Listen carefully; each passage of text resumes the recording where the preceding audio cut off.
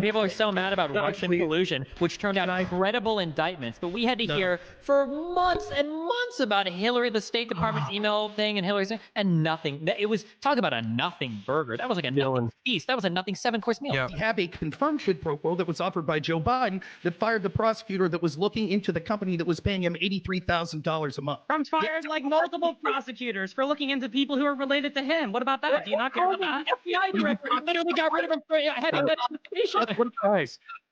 Guys, like Republicans want to be hard on immigration, but the two groups that are responsible, in part, for some of the most strictest things in terms of immigration, it just shows that Donald Trump doesn't give about that.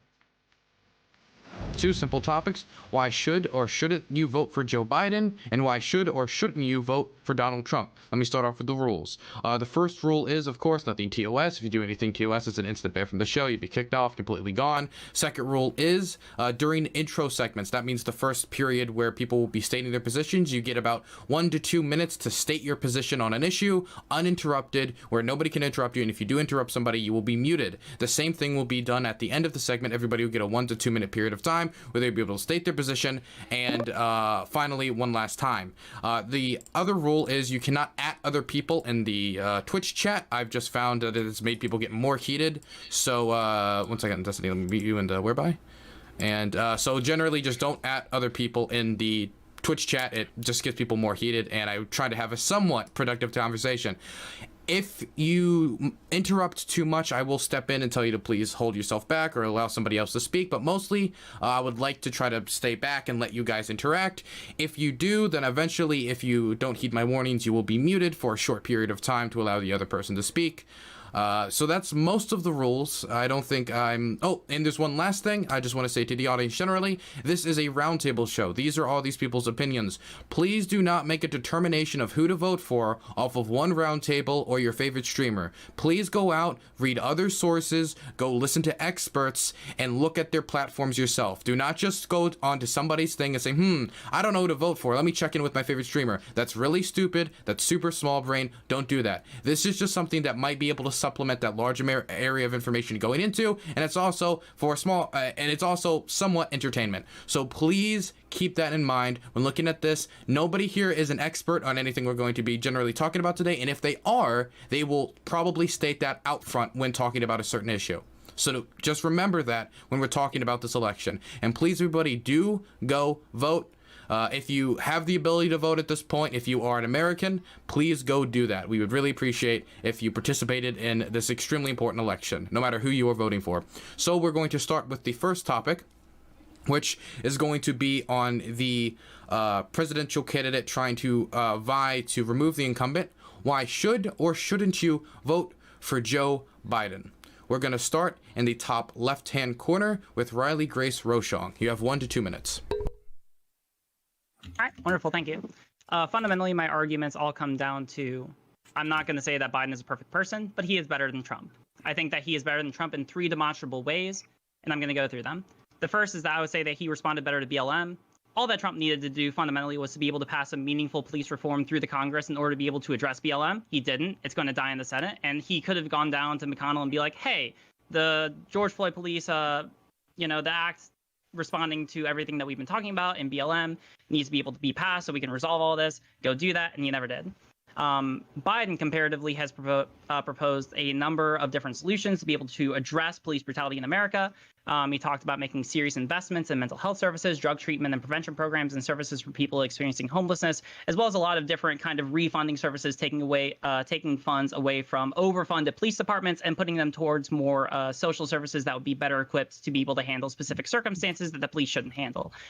He also was not in charge with dealing with COVID, and actually has a plan with dealing with it. I incorporate all the arguments I made on the previous stream that Trump has just drastically mishandled the COVID-19 crisis and has resulted in the death in over 200,000 Americans by virtue of that mishandling. I incorporate all those from before, but we can go over them specifically. And then I would say he actually believes in climate change. Trump has gone on repeatedly to say that he doesn't believe in current climate change science. Biden actually does, and he wants to actually invest a lot of money in being able to address the problems that are very imminent and brought about by climate change. And if we don't address, then we're going to be in for a really tough time in the future. Those would be my main 3 arguments. There are others to make, but I think that those are the strongest. Wonderful. I'm going to pass it now over to the Turk. So there's probably no doubt that Joe Biden is a nice guy, and he's, pulling a lot of emotional strings right now that are helping him out a lot in the polls. But unfortunately, when I look at the joebiden.com, there's a lot of policies that are not really good, especially when it comes to protecting the Constitution. Primarily, his stance on gun violence and gun control is not a good thing for us as Americans. And then his plans towards supporting the Green New Deal or using the Green New Deal as a framework, I don't agree with how that's being implemented. I'm still learning about all the science and stuff behind it.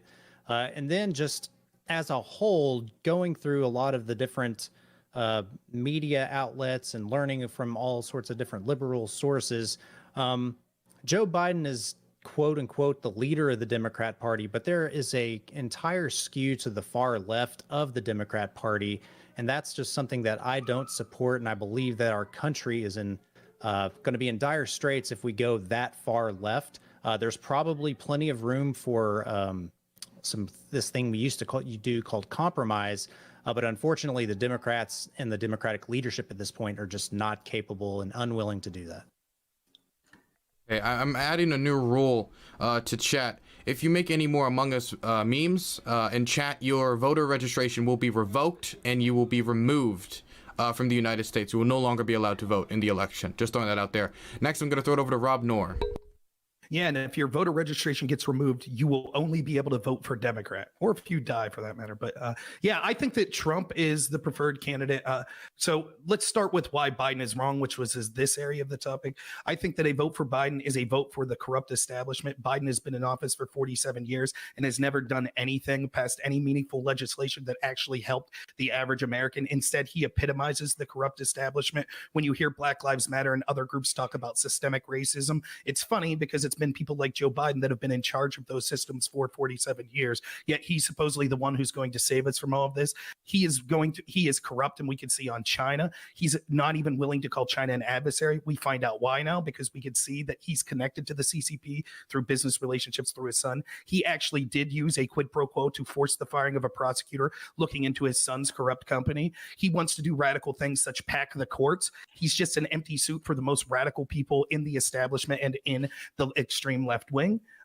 He is involved in corruption. A vote for Joe Biden is a vote for the corrupt media that refuses to even cover stories of his corruption. And this will lead to things like when Joe Biden gets us into the next foreign war, which no doubtably he will do, because we see the Democrats are now the party of refusing to pull troops out. So when we add troops around the world, you will not be allowed to criticize Joe Biden. Tech will censor you. The media will refuse to cover those foreign regime change wars, just like they did under the Iraq war.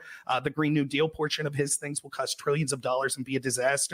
And also, he is the candidate of riots. The Democratic Party is the party that is burning down the country. The reason that DC and Chicago are boarding up businesses right now is because they are afraid that Biden voters will riot. And Biden's vice presidential candidate, including some of his staffers, have actively pushed for bail for these people that were arrested for riots. So we should reject Joe Biden because the argument is vote for Joe Biden or we'll burn everything down. And I don't respond well to those sort of threats. Okay, next I'm going to throw it over to Joe Lewis. I just want to very quickly say thank you to everybody who's on the panel today and who's watching within my chat and this stream. And I hope everybody's doing very well. As the visual representative of the black vote, since people argue that it's 12% of the electorate, and I am the 12% at about like 0.96 if we say the 8 members of this panel, I'm glad to be here. I hope this is going to be a fun hang. I'm essentially, for myself, I'm voting for a terrain of struggle. And the terrain of struggle that I'm choosing for myself is Joe Biden. While you can agree that Donald Trump has done a few very small pieces of legislation that could be good moving forward, I do not necessarily trust his ability to have continual legislation that could lead to some type of change or even a passing of the torch that could be considered legitimate. I'm sure we're going to have plenty of time to talk about the First Step Act and then the Platinum Plan. That's going to be something for a little bit later. But my general gist is the three things that I'm looking for a candidate is a candidate that is going to protect and preserve all forms of civic engagement. That includes political activism, national service, environmentalism, and community service, as well as a candidate that's going to preserve the black vote. And while we can have a conversation for hours upon hours about why I feel Joe Biden would protect the black vote more so than Donald Trump, in interest of of time, I'm just going to say that's why I'm voting for Joe Biden. Again, we're going to have plenty of time to talk about all of these things. Okay, next I'm going to be throwing it over to Counterpoints. Yeah, so basically, I'll, as the centristy person or whatever, I'll try to address both sides of the coin. So, why should you vote for Joe Biden? And it's going to be a return to the status quo. It's going to get the deep state back in line. It's going to make sure the presidency and the American political machine are in alignment. And then, Joe Biden should have a base level of competency. I can actually see why this would be the exact talking point that the, anti-establishment, conservative anti-establishment leftists would not like. But at the same time, I think we've seen kind of like the potential disaster that's come from having a executive branch and a, basically American political machine that are completely out of step and don't seem to agree on anything, which is why I bring up competency.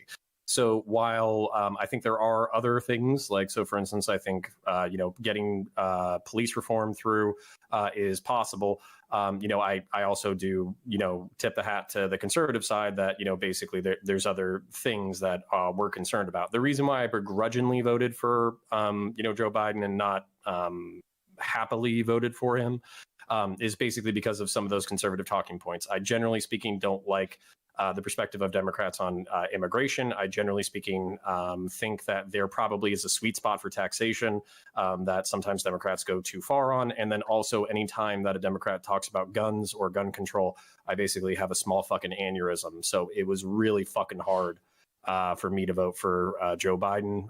But hopefully I brought up a few of the reasons why you should, and a few of the reasons why I might be on the verge of having a stroke if gun control gets passed in the next 4 years.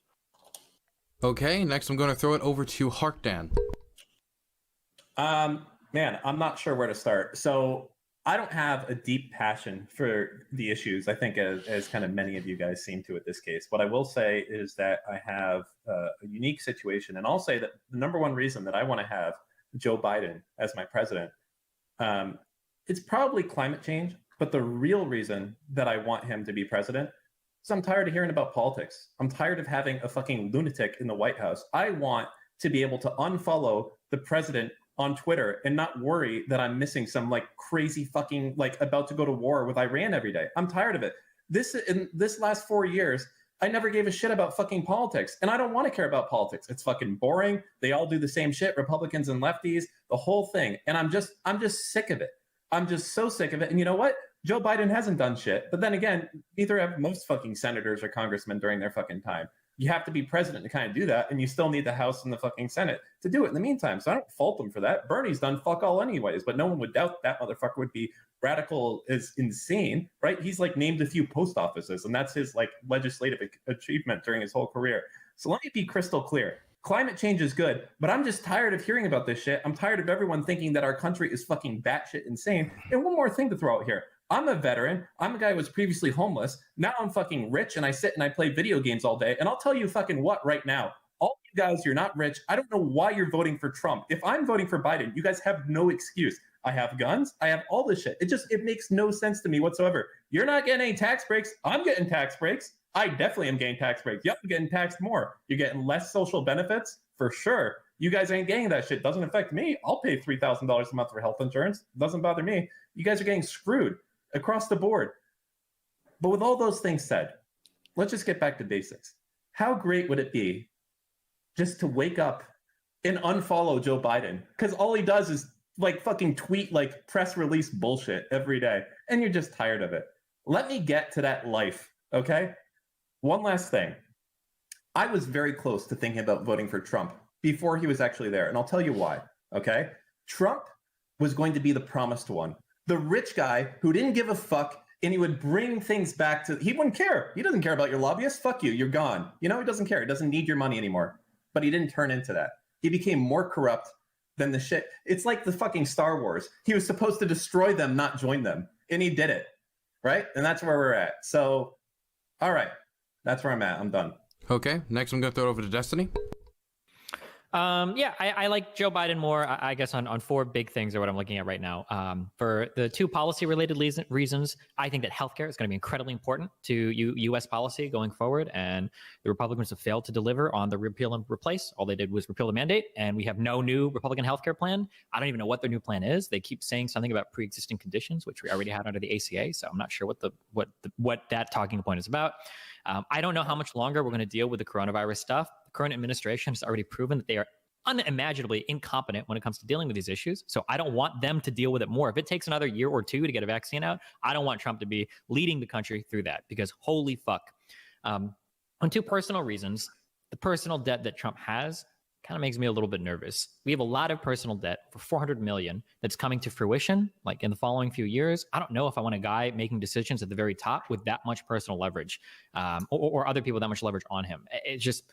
It might be a bad thing. It might be an okay thing, but it could be a really bad thing, which is enough to make me incredibly uncomfortable. And then in terms of leadership, Trump sucks as a leader, man. He's not good at unifying the country. He's not good at bringing anybody together. We had the most historic riots happening in the history of the United States, and they happened under Trump. Blame Democrats all you want, but Trump was at the head for it. And, like any good businessman knows, you can't continue to blame your subordinates. You can't blame governors or blame mayors for all of these problems happening under your administration. Take some fucking responsibility and fix these goddamn problems. And Trump has proven time and time again he's incapable of doing that. Okay, and we're gonna finish the intros off with CTV, otherwise known as Critically Thinking Veteran. Thank you, Dylan. I want to say thanks to everybody for showing up tonight. Really appreciate getting to have the conversation. Being the last after all of these great minds is a bit daunting, to be honest. So what I'll say is that Dan seemed to kind of hint at the fact that he was a veteran and didn't want to hear about politics anymore. Brother, I completely understand. That being said, freedom has a responsibility, and just because you don't want to hear about it doesn't mean that you can just turn your nose to the process and trying to pass that on. So that's where I would be at on that. Why somebody should not vote for Joe Biden comes down to a lot of his history. 47 years he's been in office, or he's been in public office, involved with the government, has been a part of, the 93 crime bill. And I mean, hell, during that time, he even called, black males super predators, right? Which kind of goes back into even more of his past when you understand that he had a long friendship with Strom Thurmond, who was, somebody that was definitely for racial segregation, right? And then you kind of play into some of the other things that Biden said, like his interview with Charlemagne, where he said, if you don't know if you're for me or Trump, then you ain't black, right? So somebody that has been involved in the system for as long as he has had more than an ample opportunity to see what I believe is one of the core root problems that we're facing as a nation, which is ending the war on drugs. This needs to stop, right? And I don't think that someone that has basically profited off the misfortune of others for so long, having been to the second highest level of office in the land and still not doing anything there, I don't think that it would be responsible for us, the American people, to give that guy the keys to the kingdom when he hasn't even been able to show that he knows how to operate at all the other levels. And with that, I'm done. Okay, intros are finished. We will now have about an hour to possibly an hour and 15 minutes of this topic, and then afterwards we would do outros. Anyone is free to take it away. I'm just real quick. Are we were we supposed to make shit up in this intro, or are we supposed to stick to like the actual stuff that happened? Yeah, with that being said, I got to leave with something because there's something that really just drove me up a fucking wall. I'm just going to take this quote. I'm going to quote this right now. This is a quote from Hillary Clinton back in the 90s. Just as in my previous generation, we had an organized effort against the mob. We need to take these people on. They are often connected to big drug cartels. They are not just gangs of kids anymore. They often are kinds of kids that are called super predators. No conscience, no empathy. We can talk about why they ended up that way, but first we have to bring them to heel. Hillary Clinton said that, not Joe Biden. So we have to set that record straight. If we're talking about my fucking people, we have to set that straight from the jump. I will jump down everybody's fucking throat if they misrepresent black people. I'm going to say that now. So if you want to go down that road, we can go down that road, but tread fucking carefully because I will shove my dick down your throat. That was one thing I was going to talk about real quick. I don't really know how you're planning on high horse that over the internet, but it certainly is a funny thing to try to imagine, I guess. The idea, I don't know where I know that Trump said it during one of the debates, and I don't know if everybody just like repeats them because you don't fact check anything he says, but this idea that Biden called people super predators, Hillary Clinton did that. I don't know if Biden is just like an amalgamation of every person we hate. So we just describe everything that Obama and Hillary did to Biden, but yeah, Biden never said that. Just a couple of quick things that I heard. Democrats refuse to pull troops out. We haven't pulled troops out of any country that we have active wars in. We still have troops in Syria. We still have troops in Iraq. We still have this idea that we pulled troops out of anywhere. It hasn't happened under Trump. CCP links to Biden. That hasn't happened. Tucker Carlson even dropped that story. Bobolinsky in his reporting never confirmed any of that. The Wall Street Journal tried to verify that. They couldn't. That's why they didn't publish the story. And in terms of a quid pro quo happening because of Biden's son being involved in some dealings in other countries in Ukraine, that didn't happen either. The prosecutor that was removed was working during a time period when Joe Biden's son wasn't even working in that country. So all of these things are just patently false. And then now we can talk about actual things that have happened. Okay, well, it's nice that you say that without any facts. But first, just to get to the facts of it, I agree with you. Biden did not say super predator. He did, even according to CNN in 1993, in the crime bill that many in the black community were opposed to, said that it was predators that we have to get off the street. So you're right. He didn't use the word super. He just used the word predator. Seems like an odd thing to get in your high horse and threaten to orally rape people over. But I guess whatever. You think there's not a difference between claiming that Biden called black people super predators rather than he just said the word predator at some point? Is that the bar that we've set, that anybody that said predator at any point in time is a bad person? No, that's not what I'm saying. I was willing to say even before you did that actually it was true. It's not true that he called them super predators. What I'm saying is if the distinction is the word super makes it wrong, but just the word predator doesn't, that seems to be a nonsensical distinction. I don't really care about the fact that he called them predators. As far as I'm concerned, I think the 93 crime bill that he pushed for, I think he and the others that voted for it probably had good intentions and wanted to get criminals off the street. That's why you won't hear me in any of my streams make this claim. I'm just making the claim that he did say predators. That's all I'm saying. So the idea that this was like, oh, he never said that, it was just Hillary Clinton. No, he said predators as well. Just saying. Again, it's not my argument, though. I don't know how you're trying to twist this into you're right. He did not say super predator. That was the claim earlier. That claim is not true. He's literally not saying that, though. Well, okay, that's fine. But earlier, the claim was that he said super predator. I'm saying that quote, when you say super predator, you're trying to bring up a very specific quote. If mind by Hillary Clinton, he did not say that. If you want to now vaguely go, well, he called people predators in a crime bill. No fucking shit. He mentioned the word predator in a crime bill. What do you think crime bills are supposed to stop as predators? No, but no shit.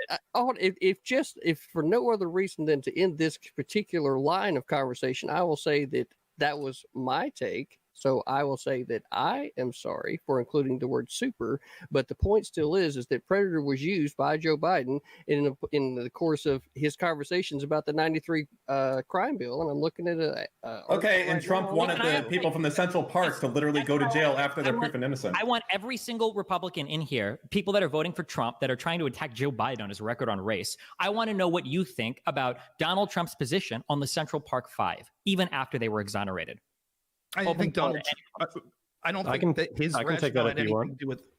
I don't think his rationale had anything provably to do with race. I thought that he maybe thinks that they were guilty, and that's what his position was. Now, let me turn the question to you, Destiny. What do you think about, Joe Biden saying that black people aren't black if they don't vote for him, or eulogizing a grand cyclops of the KKK, or his vice presidential candidate meeting with an anti-Semite named Jacob Blake Sr. that posted all sorts of anti-Semitism and things from Louis Farrakhan's Nation of Islam that said that called Jews pink-toed and other things like that. And she said she was, quote, very proud of him. What do you think of that?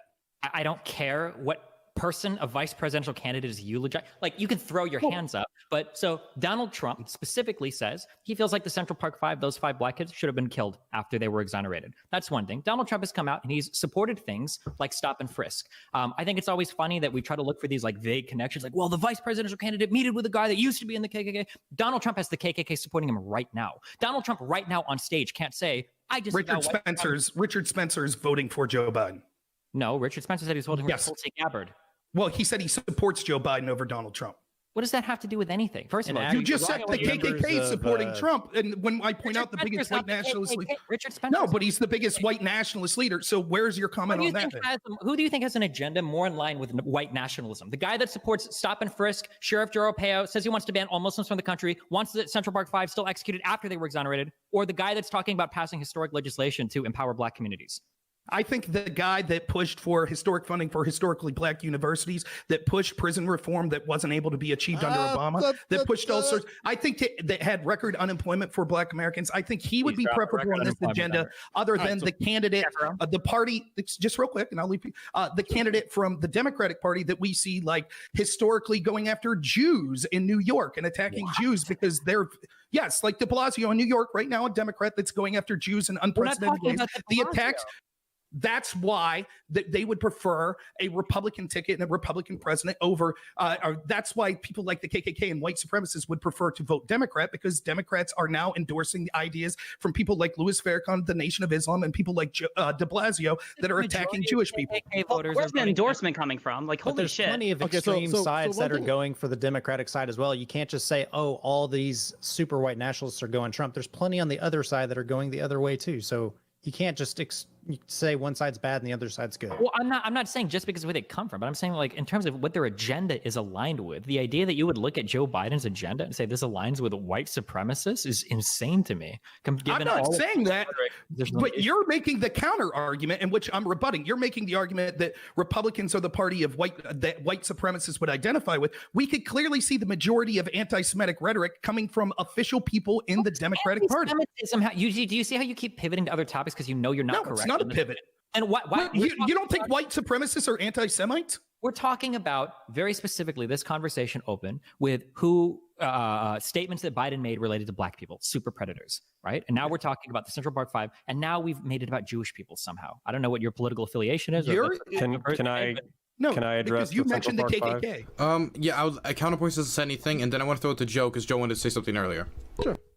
Okay, so when this has nothing to do with whether or not Trump is competent, and it has nothing to do with whether or not he's right in saying that he wants to kill the Central Park 5 after they've been exonerated and all that kind of shit. I literally just want to talk about the events of the night of the Central Park 5, and then I want to talk about how like criminal investigations get broken down. Okay, so and then we can talk about how that affects culture in the presidency. I'll try to be as brief as I possibly can be.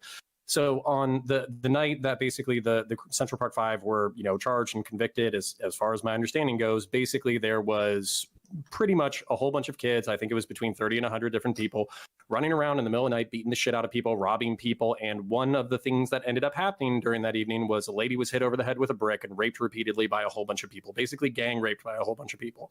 While that was occurring, there was roughly 30 people who were all present at that time, some of whom partook in the rape and some of people who didn't.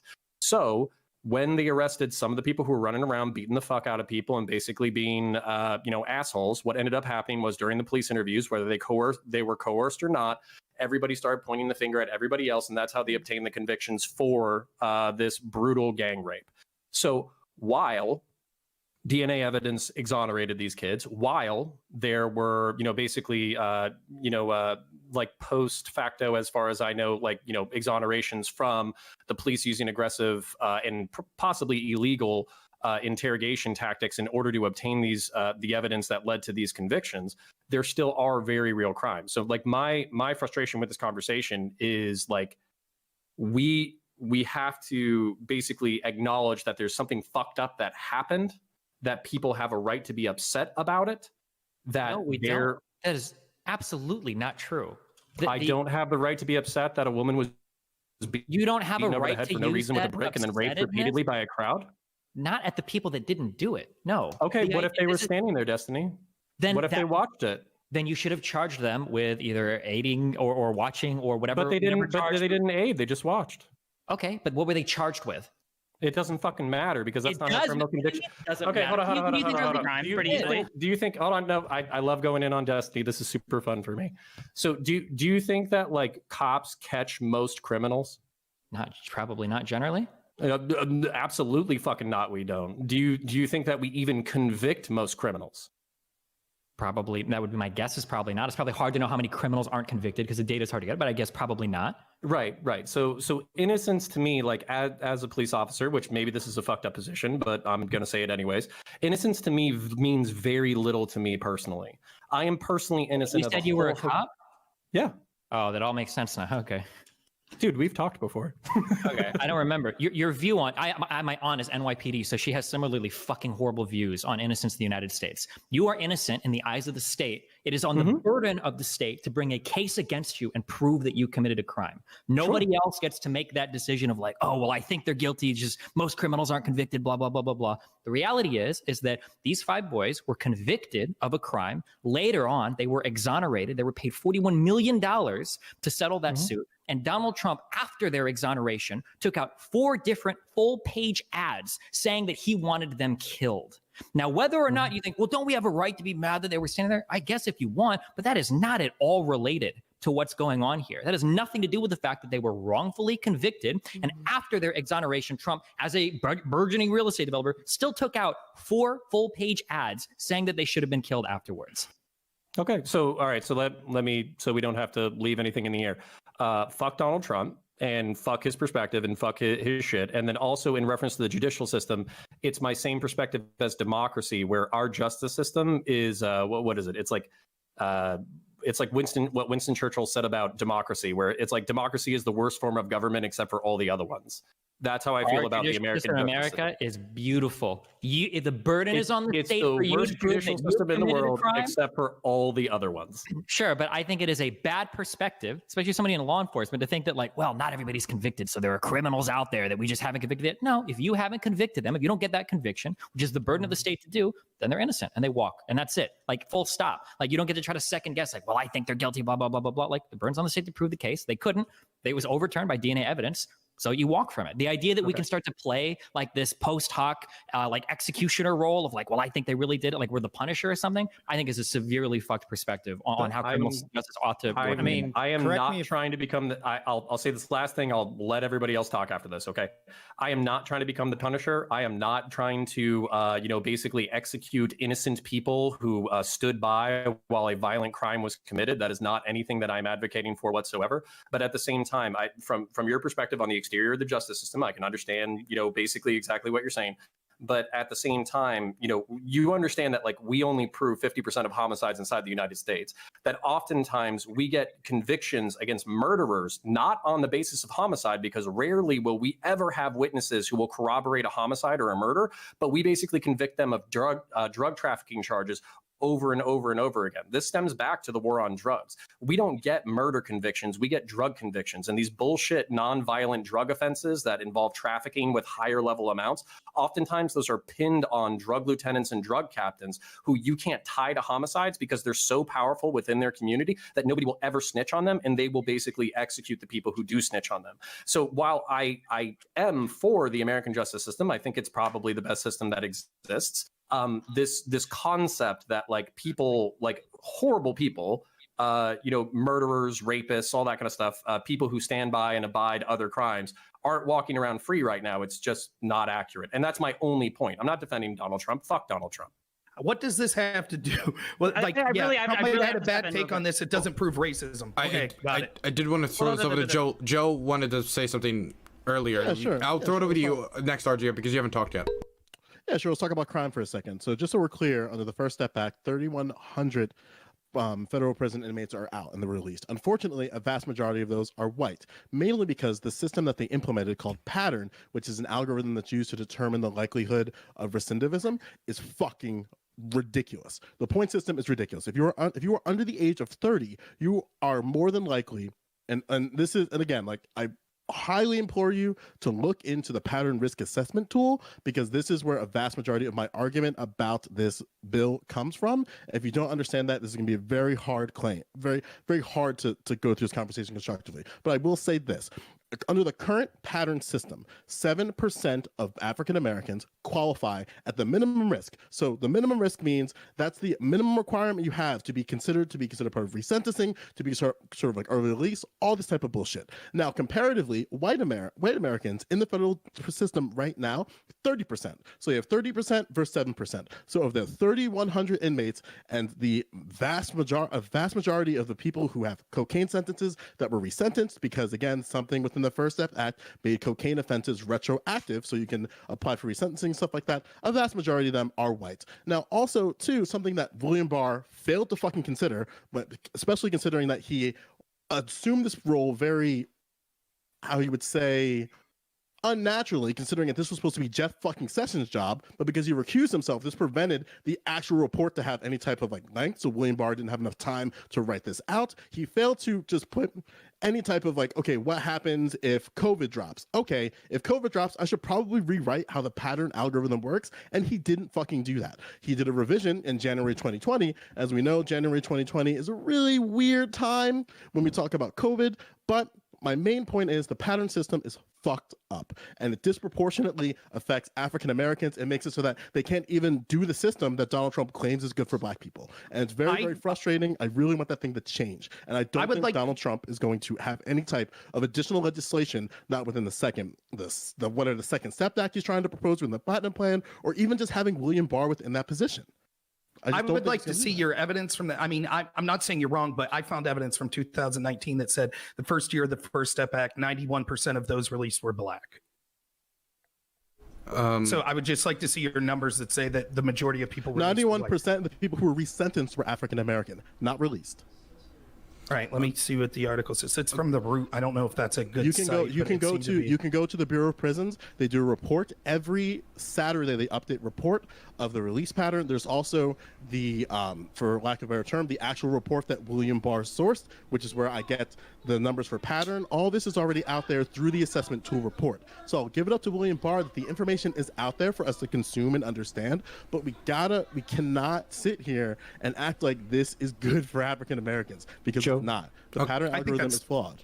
Okay. I think that's, I mean, perhaps the algorithm's flawed, but the fact that 91% of the people that benefited from the First Step Act were Black, I don't think that you could put that as a knock on Donald Trump. Resentencing. But they still benefited, like getting a lower sentence. These were retroactive. Wait, before getting into this back and forth, I think Riley. Yeah, I was trying to give it over to RGR, yes. Yeah. We'll go back to that. I was interested in following up on the point from Counterpoints, just because, I mean, like, if you want to talk to someone else who's worked in law enforcement, I clerked for the Organized Crime Division of the Attorney General's Office for Maryland. So, I mean, I did specific work on police reform. You said that normally, according to your understanding, that most people that you encounter are not innocent, right? Is that the way that you and most police officers that you worked with predominantly usually look at the situations that you're in? I'm just curious. No, and let me clarify. I'm not saying that most people aren't innocent. As a matter of fact, I would say even people who are in like high crime neighborhoods, the majority of them are normal, everyday folk who just work, do their jobs, do whatever, have families, do their own thing. When I say not innocent, I'm very specifically talking about basically I'm guilty of things. When I was younger, I was a teenager, I drunk drove. When I was in college and in high school, I smoked weed. I've been in fistfights. I've been, I've basically, I think I've shot guns in parks and basically like wildlife reserves where you're probably supposed to have a backstop and I didn't have it. Some of these are misdemeanors. Some of these are felonies.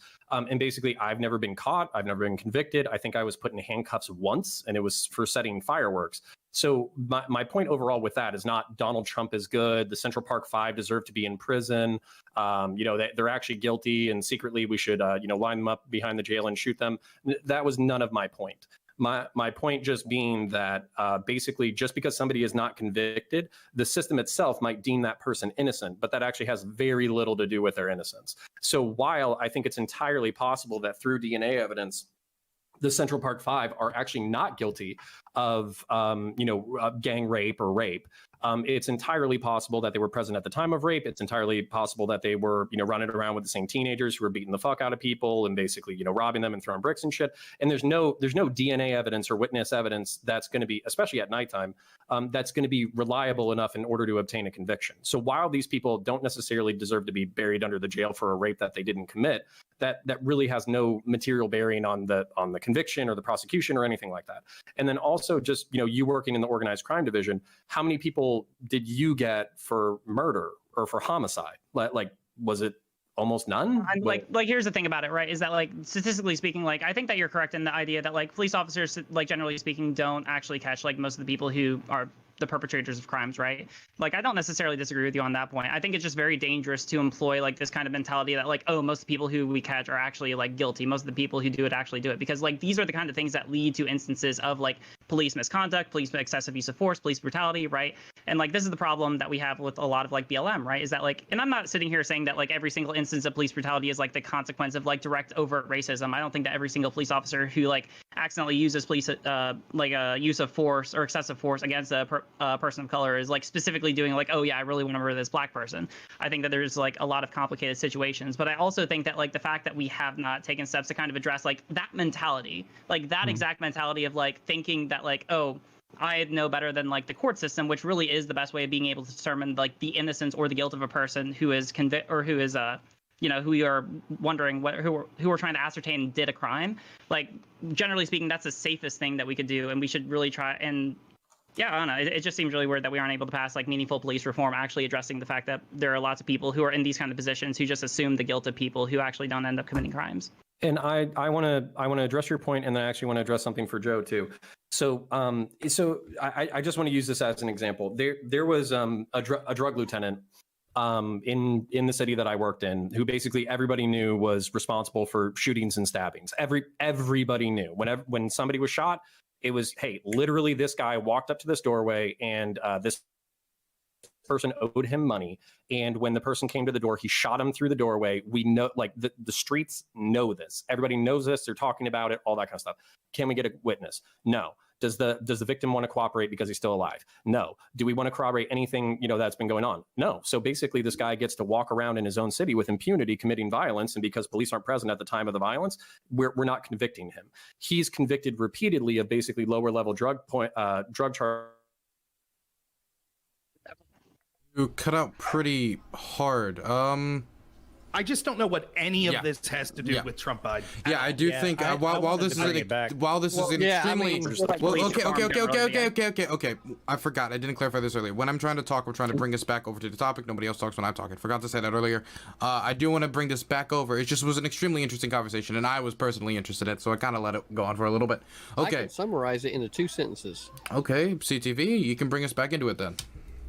Batman Begins, understand how the crime syndicate worked there and why they wanted to actually burn Gotham down to the ground, right? That's the last, 15 minutes. So did my audio cut out and then shit fucking explode? Audio cut out, and we were bringing it back to Trump v. Biden now. Okay, can I can I address something in 30 seconds and then I'll totally let everything drop? Make it 15. Okay. Joe Lewis, there's a bunch of material conditions that Black people do not have access to disproportionately that I think very likely contributes to the negative outcomes of the system that you're talking about.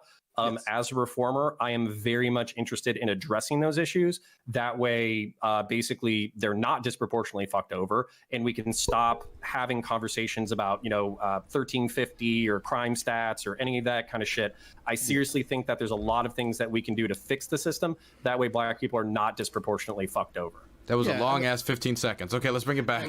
Sorry, brother. All right. So if I may, something that Destiny talked about that I thought was not true, where he said that Bobolinsky was proven wrong and even Tucker's dropped this story. That's not true at all. That's total fabrication. Bobolinsky testified and he has emails to back it up, and he has a confirmation that he says can be proved to show that he was at the Milken conference in 2017, that he did in fact personally meet with Joe Biden in discussing business arrangements. We know that there were financial transactions through the company CFC and Sinohawk, which had people. Why on didn't the the board Wall that they Street were Journal direct- report it? I don't know, because the media is corrupt, and who cares? Their Do you have editorial anything page beyond claims because Whoa. the Wall Street Journal just had giving access to these things? Why Right. didn't the Wall Street Journal report it? They said that there were no documents, but why do you believe Bobulinski over the Wall Street Journal? No, they didn't say. They said there was no definitive proof from the documents. They didn't Yes. say it was dispositive. What they You said, can't Kimberly prove it's Strasso on the dispositive. editorial. Right. Well, we couldn't prove anything about the allegations of Trump Russia, yet we had a 4-year investigation that found out that all of those claims were untrue. Yet the Not all media of is them. We got colluding with covered the. No, absolutely Well, not. wait, just real quick. Can we just are- on is one it topic? seriously? Is One it topic. seriously your contention here, Destiny, that if this was a business associate of Don Jr. making these accations and having emails such as No, these stop about hopping Don around. Sr., that Well, the media would have a total blackout? Well, on? let me Simple let question. The Destiny Wall clarify. Street Journal had access to everything Bobulinski showed them. The Wall Street Journal decided not to report on it because they said that there was no provable link. Why do you believe Bobulinski, a guy that clearly has political motivations, why do you believe this guy over the entire Wall Street Journal or any other mainstream media that could have reported on this? Because they want Biden to win. Bobulinski personally pointed out that in his emails that we have seen through his interviews, for example, he said that the big guy that was 10% was being held for was Joe Biden. He personally provided emails that when Hunter Biden referred Where are the documents? he released emails. We have those. No, and I don't want an email saying somebody has blah, blah. I want, where's the document? If it's a business transaction, this is what the Wall Street Journal couldn't prove. Don't pivot. Where are the documents? If he has the documents showing that Biden was involved with the business, why hasn't he released them? Because it was the entire documents in the story that's being alleged. I find it funny that the Biden camp's defense is, well, look at our tax returns. Of course, when you're laundering money, it doesn't show up on your tax returns. No one is talking about that. Why are you pivoting? Just I'm asking real quick, Bobulinski, why didn't Bobulinski release the documents showing transfers to Joe Biden? The entire reason that first off, the documents show that people were going to hold the money for the big guy. So But nothing happened. Wait, Okay, Dan, or Jim Hi, Biden, aren't you rich? Yeah. if Biden Yeah. or Jim, Is all your money in your checking account? Huh? Is like okay, so Destiny's kind of contention is that, like, you know, because we don't have documents showing financial transfers directly to Joe Biden, we seriously don't think that our politicians are capable of like laundering their money into like smart assets that maybe aren't as visible as other assets. Well, I mean, there would still be documents for that. Like, you know, sure. It doesn't Usually all use go- like shell companies or Yeah, you use I some mean, kind of yeah. shady entity. Yeah, usually. Why was it not? You don't think the Wall Street Journal reporters wouldn't have known that? You think they were literally or Don't they want Biden to win? if I may, No, why would the Wall Street Journal was considered like center right leaning? What are you talking about? Because nobody likes Trump. Oh my God! The conspiracy? I can't say anything. Okay. Can I?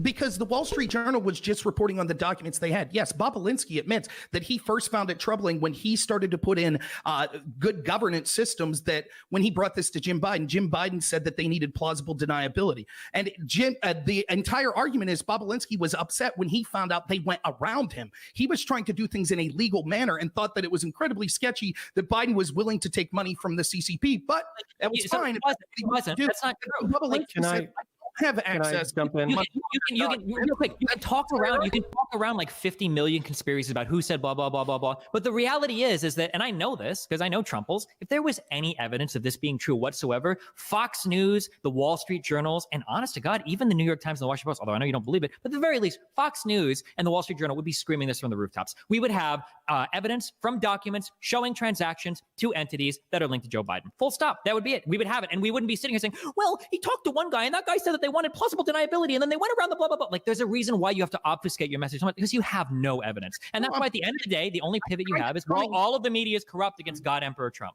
That's it. Okay, wait. I wanted to RGR wanted to jump in like 10 minutes ago. Rob, I do want you to be able to respond to that, obviously, but I wanted to see what RGR had to say because I don't want her to lose whatever she was going to say earlier. Counterpoints, I saw you raising your hand, but you got to have made a comment early. RGR hasn't got to speak yet. Yeah, I mean, I was just interested because, I mean, like, right now we're talking about a case which, in my job, I haven't looked into it as much as y'all, but it sounds like primarily what's available right now is hearsay, right? Like, that's kind of evidence that you're relying on.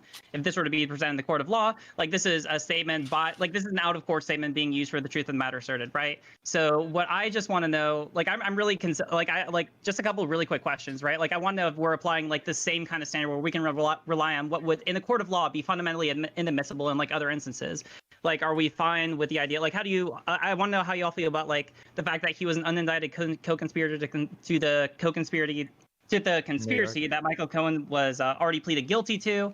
The fact that he offered the Ukrainian president $400 million worth of support from the Justice Department for investigating Biden, the fact that he punished whistleblowers who brought it to the public's attention by firing him, the fact that he was impeached. I mean, like, all of these things, right? Like, you are literally like trying to say like, oh, well, we don't have that much evidence for, this instance with Biden. But then, like, with all these other instances, I see people like doubling over backwards to say, oh, there's no way. Oh, there's no way. Oh, I can explain that. That's fake news. That's fake news. There you go. Yeah, I got you. Okay, Rob, I want you to give you a period to respond to that, and then counter right after. Yeah, I'll respond to all of that. So, for example, what we did have was, for example, we had massive investigations into Trump for all those things, didn't we? We had massive media attention being paid to all those things. So, for example, we know that the FBI had errors or omissions 17 times that used a Russian spy's disinformation, someone that they investigated as a Russian spy in 2009. Over 17 times, they knew that that evidence was paid for by Hillary Clinton's team. They knew that it came from a Russian spy, and they used that to spy on Donald Trump's campaign and people connected to his campaign without ever verifying it. So why in using, and I assume that all of you were good with the Mueller investigation and good with the FBI investigation. So if that unverified information paid for by Hillary Clinton, disseminated by a Russian spy, was good enough to have a 4-year investigation into Donald Trump and to have the media cover the story 24/7 for 4 years, why is the media refusing to cover a story with far more credibility, far more direct evidence, and a far more visible and transparent whistleblower than that situation? Because there is no evidence, and that's why anytime I ask you, where are the documents, you don't see it. If you think there's evidence, why not bring him in front of a jury and have him testify under oath? For instance, like Sondland did, our EU ambassador, the guy that was a centerpiece in proving that a quid pro quo had existed, that Trump was impeached for when he was threatening to withhold aid from Ukraine in response to them trying to investigate Biden. Like, that's a guy that testified under threat of perjury, so why not get Bob Walensky to do it? That was an alleged quid pro quo, which was never proven. But we have a confirmed quid pro quo that was offered by Joe Biden that fired the prosecutor that was looking into the company that was paying him $83,000 a month. Trump's fired multiple prosecutors for looking into people who are related to him. What about that? Do you not care about that? The FBI director, he literally got rid of him for heading that investigation. Guys. Yeah. So the allegation is that Trump I'll must be let bad. Rob finish, and then I'll throw it to you, counter. Promise. Trump must be bad because he did an alleged quid pro quo that was never proved to look into the corruption of Biden. But Biden using a confirmed quid pro quo to fire a prosecutor that was looking into the company that was paying his son $83,000 a month, that was perfectly legitimate. That wasn't even the same company. Yeah. This wasn't even the same company. And this guy was being called for by both sides of the U.S. government, Republicans and Democrats, and the UN. This guy was, or the EU. That's irrelevant. Okay, It's irrelevant. Okay, I got counter. Sorry, I'm done. No, doesn't he finish the point and throw straight to counter? Promise. Okay. No, I was saying, it's not like Biden was on his own and calling for this guy. Like, both halves of our Congress, like Republicans and Democrats, were against this guy. The EU knew this guy was corrupt, and this guy was in charge of prosecuting in a time when Hunter wasn't even working in the same country. These don't line up at all. This is just totally not connected in any way, size, shape, or form. Okay, counter. Firing of Comey. I didn't see you say there shouldn't be an investigation into that. Okay, counter. Go. Hop in, please. Yeah. Okay. So, all right, this is seriously, like, I could sing you guys the South Park song, fucking, it's your right to choose between a douche and a turd for like the next 3 minutes, but I'm not going to do that. So here's my point, because Destiny, this was actually our first conversation that we ever had. I love you, buddy. So the first conversation we ever had was about political corruption and basically money in politics. So the question is, Hunter Biden basically on his daddy's name was able to go work for a Ukrainian gas company despite having very little experience inside the energy sector, was paid roughly $83,000 a month. And, should that be legal? One more thing. Then, Clinton Foundation, Chelsea Clinton was like the, obviously the daughter of Bill and Hillary, where, she was one of the chief runners of the charity, the Clinton Foundation, which was basically, in my estimation, a money laundering scheme for the Clintons while Hillary Clinton was the Secretary of State. The question is not whether or not any of this shit is legal, because clearly it's legal. These people are smart as fuck. They have lawyers. They have, basically people who, basically suck their dicks in order to keep them out of jail and all that kind of bullshit. My question is whether or not this shit should be legal. Should our politicians be taking tens of thousands or hundreds of thousands of dollars from foreign companies and then basically laundering it into their personal wealth? And the answer is absolutely fucking not. If you think that that's not true, then man, you must fucking hate Trump when people that he was associated with, like Paul Manafort, were literally federally indicted, not only for taking that money, but for failing to disclose it, something that Hunter Biden hasn't been accused of. The fact that these people will get into positions of government and then work with foreign companies or whatever isn't really that surprising. It's going to be in the purview of what they do. What do you expect to happen when you worked in government? You're going to go and get a job at Jiffy Lube afterwards? You're probably going to be involved in these types of things. And the fact of the matter is, no crime is taking place here, and nothing immoral or horrible is taking place here. His dad was the vice president. It makes sense if he's going to have the connections to go out and do things afterwards. I'd be far more concerned with sitting leaders that are putting like their son-in-laws or other members of their family in key positions of power that are running a lot of the parts of the U.S. government that they probably don't have any business to do, while having foreign debt that could be leveraged over them at any point in time. Like the fact that I even have to consider, like, well, he was getting paid $83,000, blah, blah, blah, blah, blah. If I was even going to consider that wrong, in any universe where I would consider that wrong, Trump has committed 3 orders of magnitude worse crimes in terms of having conflict of interest or foreign interest that could be levied over him. That's an absurd claim, because Trump got his, as an international businessman, Trump got his wealth well before any time that he was involved in politics. The Biden family traded on their name after they were involved in politics. For example, we know $2.5 million was given to Hunter Biden from the mayor of Moscow's wife. My point is quite simply, and I'll just make this real quick. It is true. Dylan, I need to interject here. We're going to spend this entire show talking about a conspiracy theory. Is that what you want? Is that really the dividing factor between Joe Biden and Donald Trump? Well, Harkdan, the other option is your terrible meme, so whatever. Okay, everybody shut up. Okay, everybody shut up. Everybody shut up. Everybody, Destiny. Don't do that, please. Okay. Rob, finish your point. Destiny, you go on. Harkdan, while annoying, made a decent point. His hat was somewhat charming. Okay, look, we'll continue into another part of this after this. I think this is taking enough up this point. I want to kind of move over to maybe some policy and stuff like that off of this specifically, and then move on to the Trump section. So, Rob, you may respond. Destiny, then you'll get a period of time to talk after. Then we'll finish it off. Okay, Rob. I'll be real quick. Look, we know that Hunter Biden got money from people that we consider adversarial, like the corrupt board of Burisma. We know they got them from China. It's alleged that he got it from Moscow mayor as well. We know that there are allegedly sex tapes out there. I personally don't care about them, but people on the left were furious that there could be sex tapes of Donald Trump that could be used as compromise. But all of a sudden, they're not even covering this story when we could see the actual tapes of Hunter Biden. My point is quite simple. Not only does this show corruption, but on a bigger scale, a vote for Joe Biden is a vote for the establishment, the mainstream media that covered any insipid allegation about Donald Trump or Brett Kavanaugh, even if there was no evidence for it, talked about it, foamed at the mouth, went about the importance of it nonstop, but they refused to even touch this story with a whistleblower, with evidence that backs it up, that at the very least shows, even if you don't think Joe Biden's involved, it shows that his son was involved in business relationships with adversarial nations, and somehow they don't care about it. This means if Joe Biden gets elected and we have another disastrous war, like, I don't know, the war in Iraq or something, this is what you have to look forward to as progressives. The entire mainstream media and tech companies censoring you and not allowing you to be critical of Joe Biden because they're 100% in the bag with him. This is state-ran media and propaganda and needs to be rejected in the strongest possible terms. Destiny, you can respond. I would never vote for Trump. We have video footage of him murdering 25 people in the street. We've got video footage of him abusing dogs and animals. It's horrible. We've seen the Chinese paid him over $250 billion in order to say the N-word 50 million times on network TV. And I've seen all of these things with my own 2 eyes. UPS lost it in the mail, unfortunately, so I can't show you the evidence right now, but that's why I'm not voting for Trump. And I'm definitely not. And I'm definitely not voting. And I'm definitely okay. And I'm definitely not voting for Hunter Biden. Okay. So you stole my meme, but okay, let's go on. Now, we don't have too much time left in the Joe Biden segment, so I know there's a few people in here who haven't been able to talk much in the last period of time. Those people would be Harkdan, CTV, Turk, and Joe. I would say Joe. So all those people, if do any of you have anything you want to add on the issue of policy before I open it up for everybody else?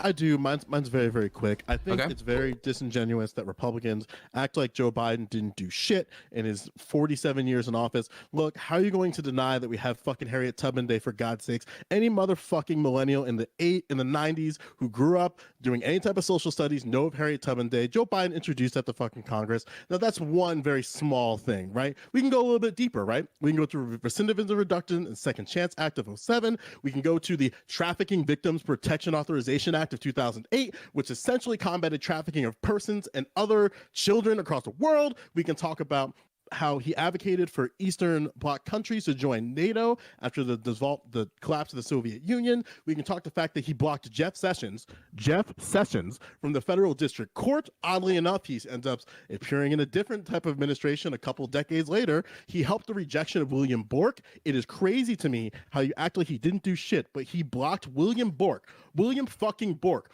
who is like fucking, what the fuck is that woman who got elected? It's like that woman on steroids. This dude is a fucking originalist, a open racist, and I'm so glad that motherfucker isn't on the Supreme Court. Joe Biden is responsible for that, and on top of that, he oversaw RBG. All you white fucking liberals who are crying about her death, well, Joe Biden's fucking responsible for that shit. So it's like, at the end of the day, you can't sit here and act like he hasn't done shit. That's fucking ridiculous. Clarify Joe's point. He means responsible for her getting appointed, not her death. He's not saying that. Okay. Yes. Is there anybody amped up on Red Bull? Okay. You know? Is there anybody else who hasn't talked that much and want to say something quick before we open up to everybody else? Yeah. Dan, sure. Man, it saddens me greatly that so much of this segment has been spent on like a conspiracy theory. No shit. If your last name is fucking Obama or Biden, you're gonna make money and people are gonna do shit like that. Yes, obviously, I'm sure. But look at Trump. Look at the fucking Trump kids. Look at fucking Ivanka. This is a person who's not qualified to do fucking anything. She's all over this shit. Like, I don't understand, like, the insistence of corruption here. Like, every single person who's worked with Trump ever has been fired. There's like 2 dudes left from the original creation of the Trump empire. Never mind that. Dan, let's talk about helping poor people or Dan, people in the middle class, right? Look at the tax cuts that Trump did. It only goes to help rich people. You can't defend it. Like, to an insane level. Like, if you look at the tax cuts and where it went to people, it went to none of you. How do you defend that? How is that good for you? Do you guys all believe in trickle-down economics or something? Because I sure as shit ain't paying people more money as a result of that. Fuck no, I'm saving up for a McLaren or something. Like, that's how it works.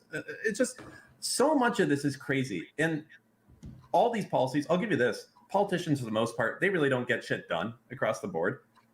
The thing that you can just rest on is just climate change. You know, the best part is climate change now is so strong that I just love asking people who are obsessed with Trump if it's real.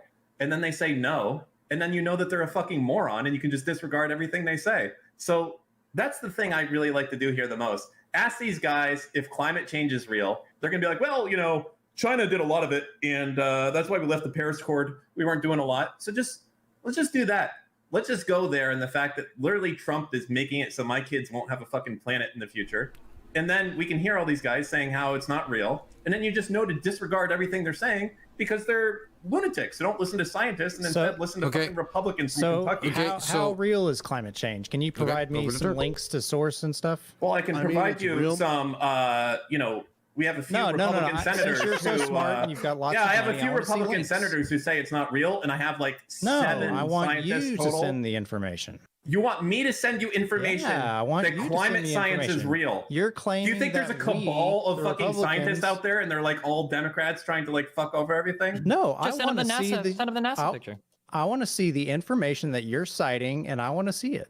It's like debating flat earthers. You guys think the Earth is round, right? Do we have a channel on this? I mean, I think that correct me if I'm wrong, Turk, what you're saying is like, what is the significance of climate? Okay, I agree climate change is changing. The question is how fast, what are the impacts of it? What are the solutions that will work? Do we have enough time for those? I mean, we've been told by some people that we only had 18 months to be able to implement policies or else we would all be doomed. Those 18 months have passed. So are we all doomed now? Is there nothing we could do? We've also been told by other measures that there's so much pollution or so much greenhouse Can you gases provide me evidence that the Earth is round? I'm not even fucking with you right here. I want you to do it. And me and Destiny, we actually believe the Earth is flat. And I'm not fucking with you when I say it. Provide me real. You think I'm fucking with you because it seems so ludicrous to you. Unironically, provide me evidence that the Earth is round. I only have CGI. Look. I don't look. As much as I respect. Look. I respect the meme. But also I don't. I understand. But I do not want to spend the next 10 minutes of people sending evidence of whether the Earth is flat or round right now. Okay, so yeah, I understand the point you're trying to make, but can we bring it back home quick and not actually have that happen? Okay, the bringing it back home is we have to trust the vast majority of scientists, not politicians, when it comes to this stuff. Absolutely. So And I'll also counter additionally- this, and I'll say that yeah, there please is as well. considerable evidence out there that also cites that this catastrophic climate change that's being claimed is not as bad as it seems. I actually posted the link to the information in the chat. You're free to read it. It's the YaleClimateConnections.org. They're saying that the climate sensitivity is not as extreme as was predicted by the IFCC or the ILCC, whatever the climate change organization is. So it's not settled science. I talked to the dairy a lot about this offline, and I've done a lot of research about it. And it's, you guys keep pushing this agenda, and not Who's all you scientists. guys? Like you you guys, do the this? left, I are guess running what? plans. Who's behind this? Hang on. The So Green something I'm Deal. kind of like confused about, right? So why the fuck would Governor Murphy sign the strongest measure to protect overburdened communities from pollutants if climate change isn't this real fucking deal? This thing is in law. It's the strictest bill in the fucking books. And when you guys are like, when Joe Biden goes into office, don't be fucking surprised if fucking either whether it be Governor Murphy or fucking Cory Booker has some type of position in environmental justice, because they passed that shit. And they didn't pass that shit. Well, let me phrase this. They passed this shit because, one, climate change is fucking real and incredibly dangerous. Number two, it disproportionately fucks minorities. So I don't understand why there's this sort of fight about climate change, which is why I'm voting for Joe Biden, because I know within my state, I called Cory Booker a fucking coward, and he would never pass environmental legislation that would help any of my fucking communities that are fucking dying because of the water that they drink in Newark or just the water that they drink in Trenton. But then I have to go sit there on a fucking middle of the day in September, seeing fucking Phil Murphy and Cory Booker smiling, giving me a giant middle finger. Hey, we passed this fucking thing, and it's directly tied to the census that we know not historically, but over the past couple of years, as leading up to the census, we found that there's a little bit of resistance on one side of the aisle when it comes to census checking. But hey, on the bright side, New Jersey has the strongest measure to protect overburdened communities of pollutants, and that is great. But I'm very sure that I would trust that Cory Booker or Governor Murphy could push that within a Biden administration more than a Trump administration. I mean, I think that what Dan did here is emblematic of the problems I see in the establishment with the Democratic Party. First, he says, can we please do what the mainstream media did and stop talking about a story that's critical of Joe Biden? Yeah, we got you. The media is following you. Meanwhile, you probably parroted every single conspiracy theory about Donald Trump as if it was a big deal, with Russia collusion that all turned out to be fake and baked on Russian disinformation. Then you say, anyone who wants to have a nuanced discussion about climate change, sure, it's real, but how significant is it? Here's credible scientists that say maybe it's not as bad as others are saying. You say, oh, that's like endorsing flat earth. This is what we see from so many people on the left. You're unwilling to have a fair and honest conversation, and instead you must gatekeep and say anyone who wants to talk about the nuances or talk about the specifics of this is some horrible person, and then yell the F word a bunch of times. It's a little better than Destiny's strategy of making up things about Trump shooting 25 people because he's losing the argument, but not much. Oh, well, I mean, I'm not sure how I can respond to the fact that Democrats are making shit up. I mean, you got me there. We are known for our fake news. That's kind of our status quo. I do have video media evidence. empire. Just saying. I have the video of Looking at that. the evidence, I do want to throw it over to looking at RGR. the RGR has spoken. We get together on Friday on Yeah. Discords and discuss how we're going to hold down Republicans. I'd invite you, but I don't know if you have the right stuff to get in. We'll see. Hey, I'd You make gotta add me to that jokes group too chat, if I was okay? getting blown out of the water. So RGR, it's your turn. good job. Wait, do you want to bet on the election? Sorry, Okay, RGR, please. One time, sorry. That's not what I'm saying. So you don't want to bet on the. I actually, on the- No, like, RGR, please. I do want to have an honest discussion. So I'm looking at the article that you sent me. So can you please point me to where in the model that it says that the consensus is not that there's global warming? Like it says so far that what I see that there are different models, and different models are saying that there's like different degrees of global warming. But what I'm seeing so far seems to say that they all have the consensus that there is global warming, just to different extents. So can you like point to me? Yeah. So like I'll walk through it with you. Like Yeah, I'm and I looking can at it with my screen. explain it. So there is consensus, and a lot of people actually agree that climate change is happening. And like Normal America was saying, it's the extent, the policies that go towards combating it, and then how severe it actually is. The link that I sent is actually showing that as people are modifying their models, they're seeing that the actual climate sensitivity, meaning as we double CO2, the impacts of climate change do X, Y, and Z. If you scroll down towards, I think it's the middle, there's a chart using the IPCC AR5 range, CMIP models, and the CMIIP models. As they're changing the models to do things, the variance in the degree of the climate sensitivity is increasing. Thus, it is not settled science. And I'm really tired of people saying that since I'm a Trump supporter, I'm a very ignorant and not smart person. That's It not seems like true. there's settled science that it is increasing. It's just the question is to what degree. right? Like, and if the how consequence is like, significant it is.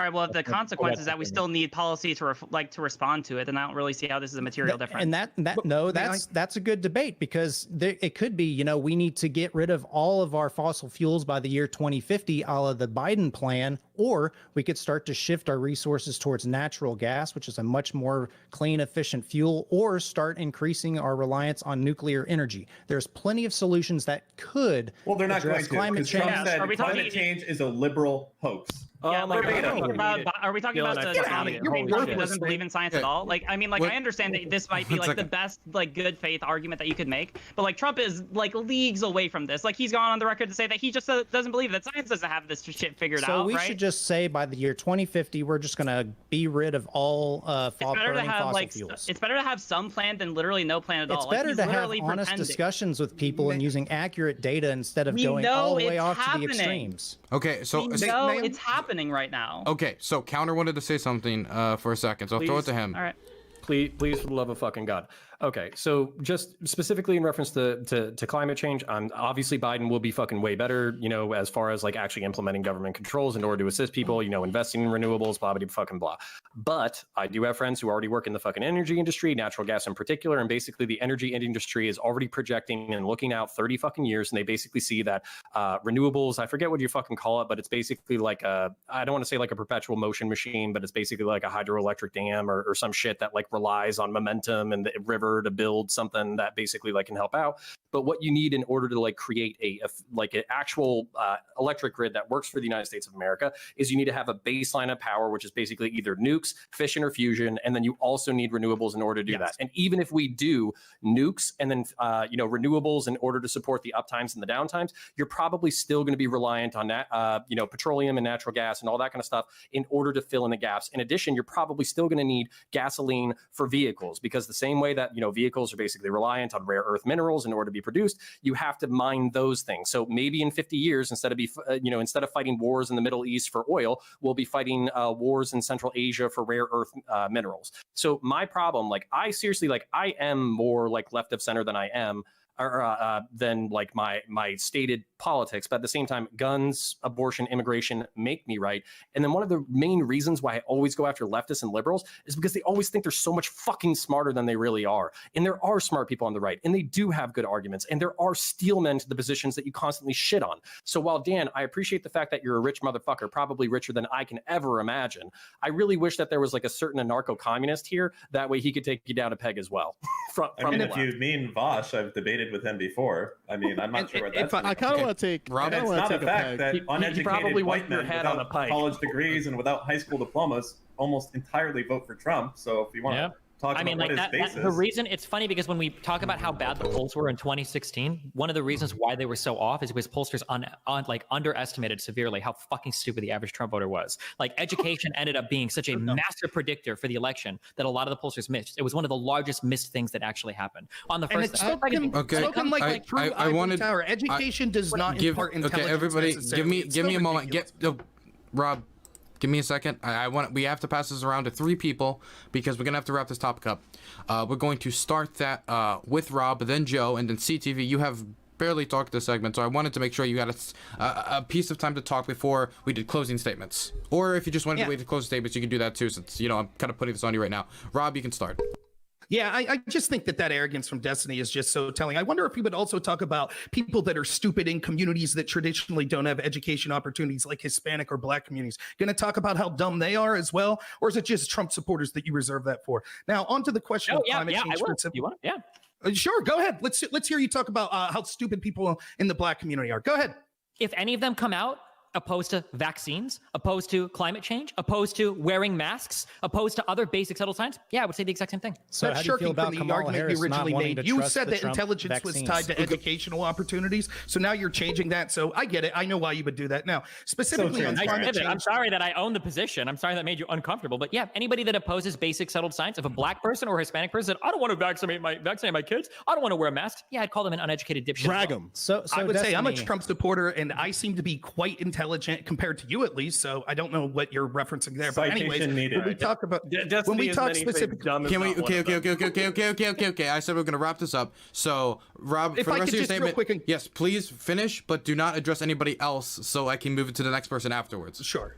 So with climate change, yeah, I agree with what Counterpoints is saying here. And here's the issue. The reason that the severity of climate change is important to look at is because we don't want to adopt the most radical possible policies, such as the Green New Deal, that would cost hundreds of trillions of dollars. In that bill, specifically the one that AOC has put forward, she calls for the retrofitting of every single building in the United States of America to adapt renewables. So not only do we have to create the renewables, we have to retrofit every single business. She also calls in there for guaranteeing everyone a job and continuing an income for people that choose not to work. That was what the original bill said. It would be impossible to achieve these goals, but it's all being done in the name of we're all going to die from climate change. Instead, we need to have a sober conversation. For example, did you know that emissions have gone down during the Trump administration and we're actually meeting the obligations that we would have had under the Paris Climate Accord? Meanwhile, countries like China, India, and other countries that are more net polluters are yet to meet their obligations and don't have to start meeting them until the late 2020s. So this argument that it's just, you know, he also solved school shootings too. There's been like none of those in 2020 at all, dude. We gotta keep going, please. Okay, right, next person, next interruption will be muted. No, Rob, Just to can you finish please finish, please, quickly, very quickly. 15 seconds. The truth is that we see innovations that are coming, such as nuclear, other renewables that are coming, and they're not being forced on us, which means it's the best possible solution, and we're not destroying the economy to do so. Hey, Joe, you're next. Yeah, I just think I'm going to talk about the crime. Again, we're going to talk about this a lot in probably the next segment. But something that really confuses me is that mainstream conservatives and the GOP at large really want to harp down Joe Biden's throat about the crime bill when all you guys need to do is go back 4 fucking years to the Crime Control Act of 1990. That and I'm going to just list it off here. It had the Victims' Rights and Restitution Act. It had the Victims' Child Abuse Act, the National Law Enforcement Cooperation Act, National Child Search Assistance Act, Gun-Free School Zones Act, Mandatory Detention of Offenders Convicted of a Serious Crime Act, Financial Institutions Anti-Fraud Enforcement Act, Federal Debt Collection Procedure Act, Criminal Victims Protection Act.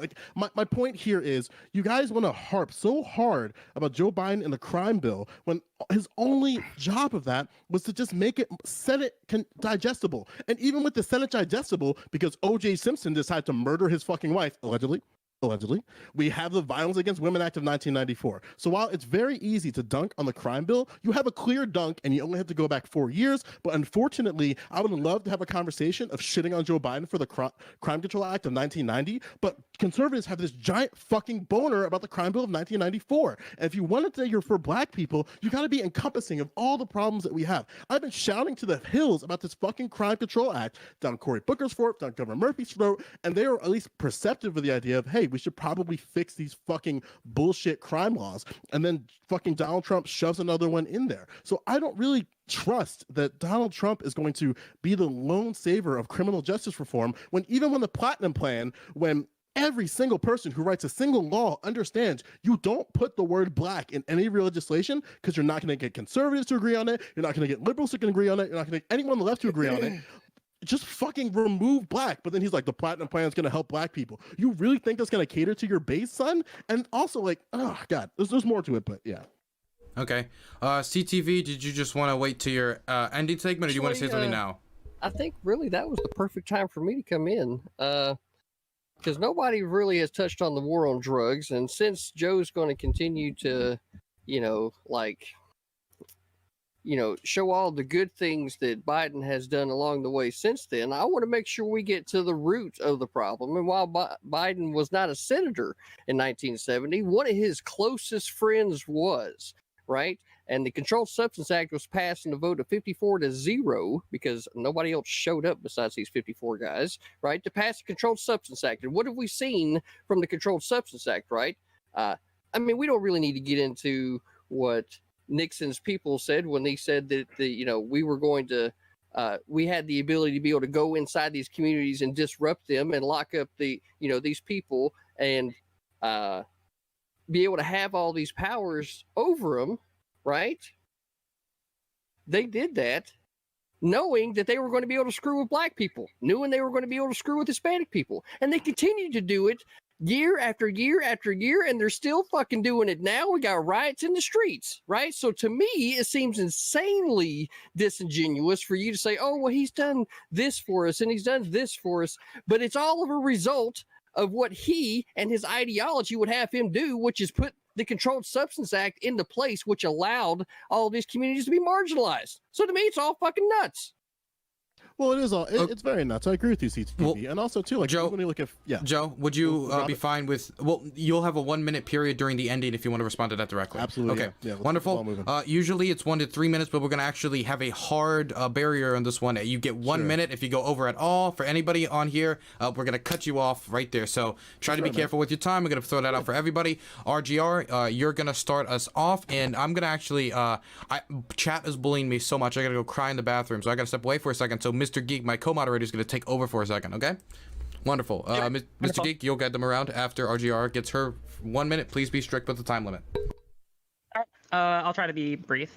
So there's like two things I want to talk about, right? First, I mean, like climate change. So really, I don't think that we've heard any evidence that there's no climate change. The only compelling evidence I've heard is that like, oh, well, it might not be to the worst degree that we actually expected it to be. But in either situation, it's better to have some plan than not. And I'm not going to trust a president who literally just denies science and doesn't believe that climate change is happening at all, right? That's clearly bad. And even if you want to say that the Green New Deal is too extreme, it's better to have someone who's actually going to do something or try to do something than not do anything at all. Secondly, when we're talking about like conspiracy theories, right, we have to consider what in the law we would call like matters of weight and admissibility, right? If you have a conspiracy theory, and usually conspiracy theories are conspiracy theories because they have very little weight or very little evidence that goes a little weight, or it would be evidence that would like be blatantly inadmissible in trial because it's not inherently trustworthy. Hearsay is categorically inadmissible except for under certain circumstances, and even then the weight of them is going to be extremely small. So I'm going to trust like instances where we are able to have a much higher degree of weight, especially like when you have, for example, an investigation conducted by the FBI into the actions or into the relations that a president has with other people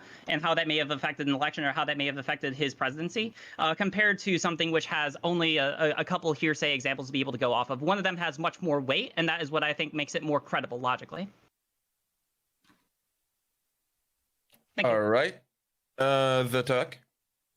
Yeah, so one thing before I really close is I would really suggest people to actually go and read the words of the actual ad that Trump put out back in the 80s regarding the Central Park 5. It's as relevant today as it was back when he posted it. But why I don't think Trump would be a good candidate and why you shouldn't vote for him. The Joe Biden tax plan is not a good thing for our country. Taxfoundation.org. About 1.9% decline in after-tax income for all taxpayers on average. The GDP will go down by 1.62%. Capital stock will go down 3.75%, and full-time equivalent jobs are expected to go down 542,000. Couple that with the the gun control legislation that he's advocating for, and several of the other underlying Democratic leadership issues that I am not in favor of. I don't think he's a good candidate, and I don't think having the Democratic Party in the leadership of our nation is a good idea. All right, Joe Louis. Yeah. So, again, like to circle back to my pillars as to why I'm voting for Joe Biden. I think Joe Biden is the best candidate to protect and preserve all forms of civic engagement, and he's going to preserve the black vote. But something that's going to be a segue into the next conversation. I trust that Joe Biden's going to have an established cabinet within the 2 years of his of being a president. Because one of my biggest frustrations with Donald Trump, and we'll get to this later in my other statements, is that I am more concerned about who's going to be within Joe Biden's cabinet, because that I think is a much more interesting conversation. Now, I trust that Joe Biden, considering that he does have flaws in a lot of areas, like prison reform, as CTV alluded to, as climate, as kind of is alluded to in terms of transparency and clarity, I expect him to have better people, basically the leftist assassins of these topics within his cabinet. And we see this is why people are getting all bugged out by Bernie Sanders isn't going to be the senator of Vermont anymore. What's he going to do? That's because he's probably going to end up in that cabinet, because Joe Biden is just keeping an eye like, okay, who are the players here? And I trust the players behind Joe Biden than I ever would trust the players behind Donald Trump. He's playing this crappy ass starter deck, and Joe Biden is at least going to the secondary market, buying singles and making sure that deck is actually competitive for the market. Hey, I'm back, so I'll re-guide the conversation. Rob, have you gone yet? No, I have not. Rob, you're next. All right, thank you. So I think it's funny that Riley was talking about conspiracy theories. I wonder if she spoke up about the conspiracy theories about Trump. She talks about hearsay and things like that. Again, the FBI admitted to using unverified Russian spy source disinformation to spy on the Trump campaign. I didn't remember hearing all the cries from the left why that was terrible. Look, the truth is this evidence about Trump or about Biden in China is real. It's at least evidence to warrant an investigation. There have been claims that there is an active investigation into Hunter Biden for money laundering. The fact that the media isn't covering this proves that what you get with the Biden candidacy is the deep state candidacy. They're going to control the flow of information. They will operate for the military industrial complex. They will be against pulling troops out. They will be for more foreign wars. They will be for lying and censoring to the American people. We talked about taxes. It's a lie. The Trump tax plan actually, according to Market Watch, it dropped taxes for like 12%, even from the poorest Americans, 25,000 and under, and it dropped for all Americans. We talk about climate change and things like that. It's true that Biden will push radical things like the Green New Deal that are unnecessary, that will cost trillions of dollars and cost jobs. They will lock down our rights over the environment, which will be terrible. He will do things like pack the court and other things because they can't win a fair game. And they'll do this in the name of trying to get power, censor anyone that disagrees with them, and have a perpetual deep state that will be able to control everything that we vote for. Real progressives like Joe Lewis, who I respect, will not have a voice because instead of people like Bernie Sanders, you'll have people like Hillary Clinton running the scene. Okay, I'm going to throw it now over to counterpoints. I haven't gone either. Just go ahead. Yeah, so since we have a whole bunch of viewers tonight, I'm going to go ahead and shout out my YouTube channel, Counterpoint. So go ahead and look me up. And then just in reference to RGR and Destiny, you're both thinking like lawyers. So hearsay evidence, we know that basically like, thinking like a lawyer, that's fine. I'm not hating on you for it. But basically, there is shady shit going on. Hunter Biden, I've seen his dick. He, basically fucked a bunch of prostitutes. He's basically passed out with a crack pipe. Any other year except for 2020, that would be, meth pipe. I don't want to spread fake news. So any other year, that would be a big story. And now it's a nothing burger because everybody hates Trump so fucking much. So also, just to address this really quickly, the fact that you're okay with our politicians taking money from shiesty sources kind of fucking bugs me. And then Rob, you don't have to shine two turds. You can just admit that your turd tastes better. Part of the reason why Destiny is going after you is because basically, a lot of the things that Hunter and the Bidens do is shady as fuck. Trump has done some shady shit. I think we can all admit that. Dan, you're a dick, but I think you have really good memes. And then Rob, Destiny is many things, including an asshole, but he's not dumb. So just be careful. I didn't say that. Can I go next? You know what? It was next was Dan, but sure, Destiny, why not? Fuck Dan. Any year, it'd be a big story for Hunter Biden. Hunter Biden had a sex tape of him leaked. First of all, Hunter Biden is not running for president. There's nothing wrong with what he did. It's just sensational. You know what is wrong is misappropriating campaign funds to pay your lawyer to pay hush money to a porn star that you fucked. That is a way more monumental claim. It involves an illegality, and it involves the actual person in office, not a family member of that person. So if we were to ever believe that Hunter Biden did anything wrong by having a sex tape leaked, I can't imagine how horrible you think it is that a person that has been the co-conspirator of a indictment from New York was illegitimately using campaign funds to pay hush money to a porn star that he fucked. Man, you must think that's really horrible. And then in terms of taking money from shiesty sources, this idea that if you've worked in politics, you can never work on any type of consulting anything with any company, outside of the U.S. I mean, I guess we can set that standard if we want, but hey, Hunter Biden was appropriately reporting all of his income. It's not like any of that is a mystery or any is hidden or he refuses to publish tax returns or anything like that. So, I mean, yeah, if politicians want to work for consulting or doing things afterwards, I mean, it seems to be the most logical progression of their career. I don't think there's anything wrong with that, especially if they've done it after they have left office and aren't currently in a position to make damaging policy or damaging relationships for the United States, like, for instance, using leverage of misappropriated money from Congress and holding it over Ukraine in order for them to dig up dirt on a political rival. Okay, next I'm going to throw it over to Dan. Got a few ones. Important things that I think are actually going to sway people over. Okay, just bear with me.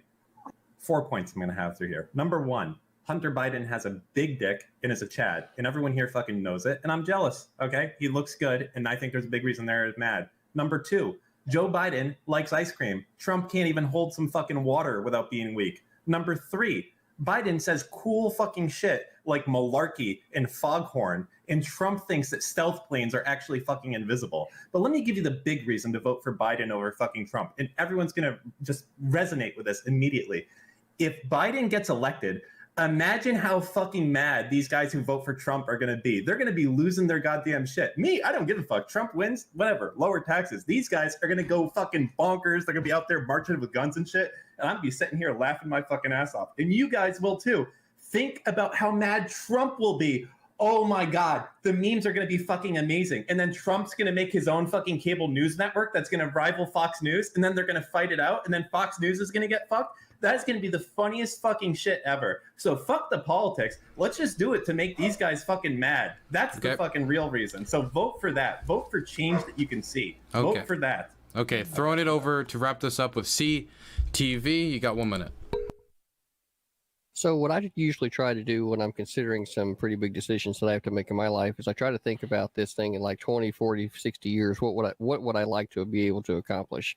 What I would like to be able to accomplish is to still have a functioning government. What I would like to be able to accomplish is getting rid of the war on drugs, right? And the other thing that I would like to accomplish is to be able to keep the country functioning while we are going through a lot of changes. That being said, economy needs to be the number one thing that the people are looking at right now for the immediate future of the American people. Therefore, with Biden's record of not really knowing what the fuck is going on with a lot of these things with regard to the economy, I think that the man that has came into office in the last 3 years that gave us the lowest unemployment in history across several spectrums, and we have seen a net positive with regard to the economy until the hit of COVID. There's a conversation to be had about the management of that, but we didn't want him as president because he was a virologist. We wanted him as president because he was a businessman, and we all know the economy needs some fucking work. Okay. So there you go. Wrapping it up, we're going to go into the next topic. I just want to thank everybody. We're at the halfway point. We have about 1 hour left before we're going to wrap up the show. So I want to thank everybody for tuning in. So we've gone to the halfway point of the show. We're going to go into the second segment, which is going to be all about whether you should or shouldn't vote for Donald Trump. I just want to reiterate the rules once more for everybody who's just tuning in now. Once again, here's the rules. Number 1, try your best not to interrupt too much. If you do, I'll step in and I'll stop that. Number 2, do not at each other in chat. That'll just heighten the conversation and it's not productive and you should be paying attention. Number 3, do not talk during other people's opening or ending statements. If you do, you will be muted. And number 4, basically just don't do anything TOS. Oh, and number 5, of course, if I am speaking up, it is to guide the conversation somewhere else, or to give somebody time to speak, or to moderate correctly. So, going forward, please, everybody adhere by those rules, and everybody in chat, once again, do not take all of your opinions from a roundtable panel show on the internet. Please find other sources for information. So we're going to go into the next topic, which is whether you should or shouldn't vote for Donald J. Trump, the current president of the United States. I'm going to start this off in the top left-hand corner once again with RGR. It's kind of mushy because there's a lot of arguments from before that are going to be brought back over, but I'll try to bridge here. First, I originally wasn't planning for this, but also like economy-wise, we have the highest unemployment out of any point in like prior history under any other president. So I mean, like if we want to make the economy argument, that seems kind of weird. I mean, like the economy might be better for stockholders or people who are able to retain their job, but for people who actually have lost their job as a response to mishandling of COVID, then I would say that it's not really that great for them. Secondly, Donald Trump has demonstrably, according to studies, emboldened racists, white nationalists, and those who commit hate crimes. According to studies, President Trump's elections was associated with a statistically significant surge in reported hate crimes across the U.S.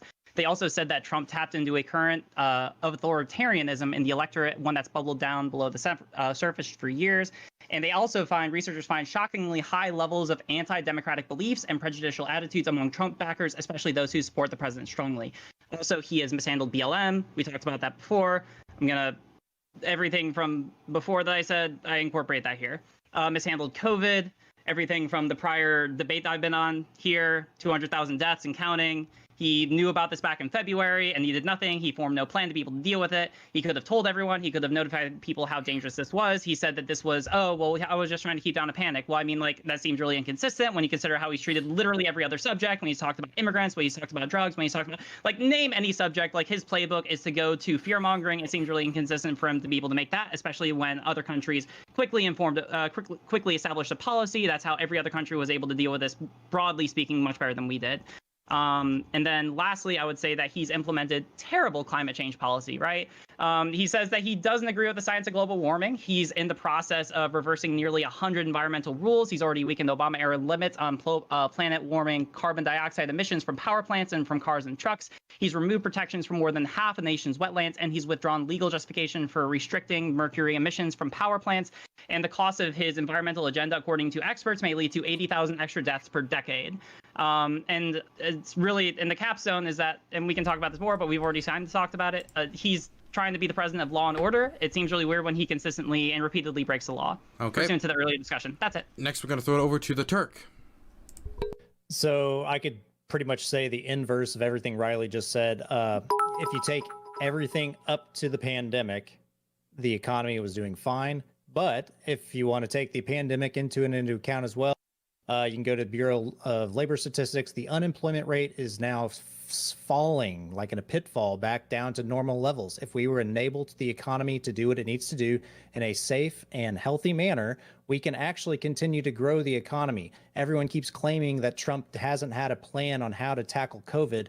A lot of countries have not had a plan, and we are learning this through the process. And Trump has been able to get us back on track, and we are getting to the final zone. We don't know when that is. We're still waiting on the science. Oh yeah, and because science is driven by a consensus here, what's the consensus on mask wearing? I'm not saying that I'm an anti-mask person. I'm just saying if y'all are wanting to stick with the science, find a good source of science. Anyways, Trump's policy positions are very right, and that's why I agree with most of them. And gun control is a big thing for me, and with Biden as president, this is of course against Biden. Got to keep going. Never mind. No problem. Making a point about gun control. Okay, so we're going to throw it over to Rob Noor. 1 minute.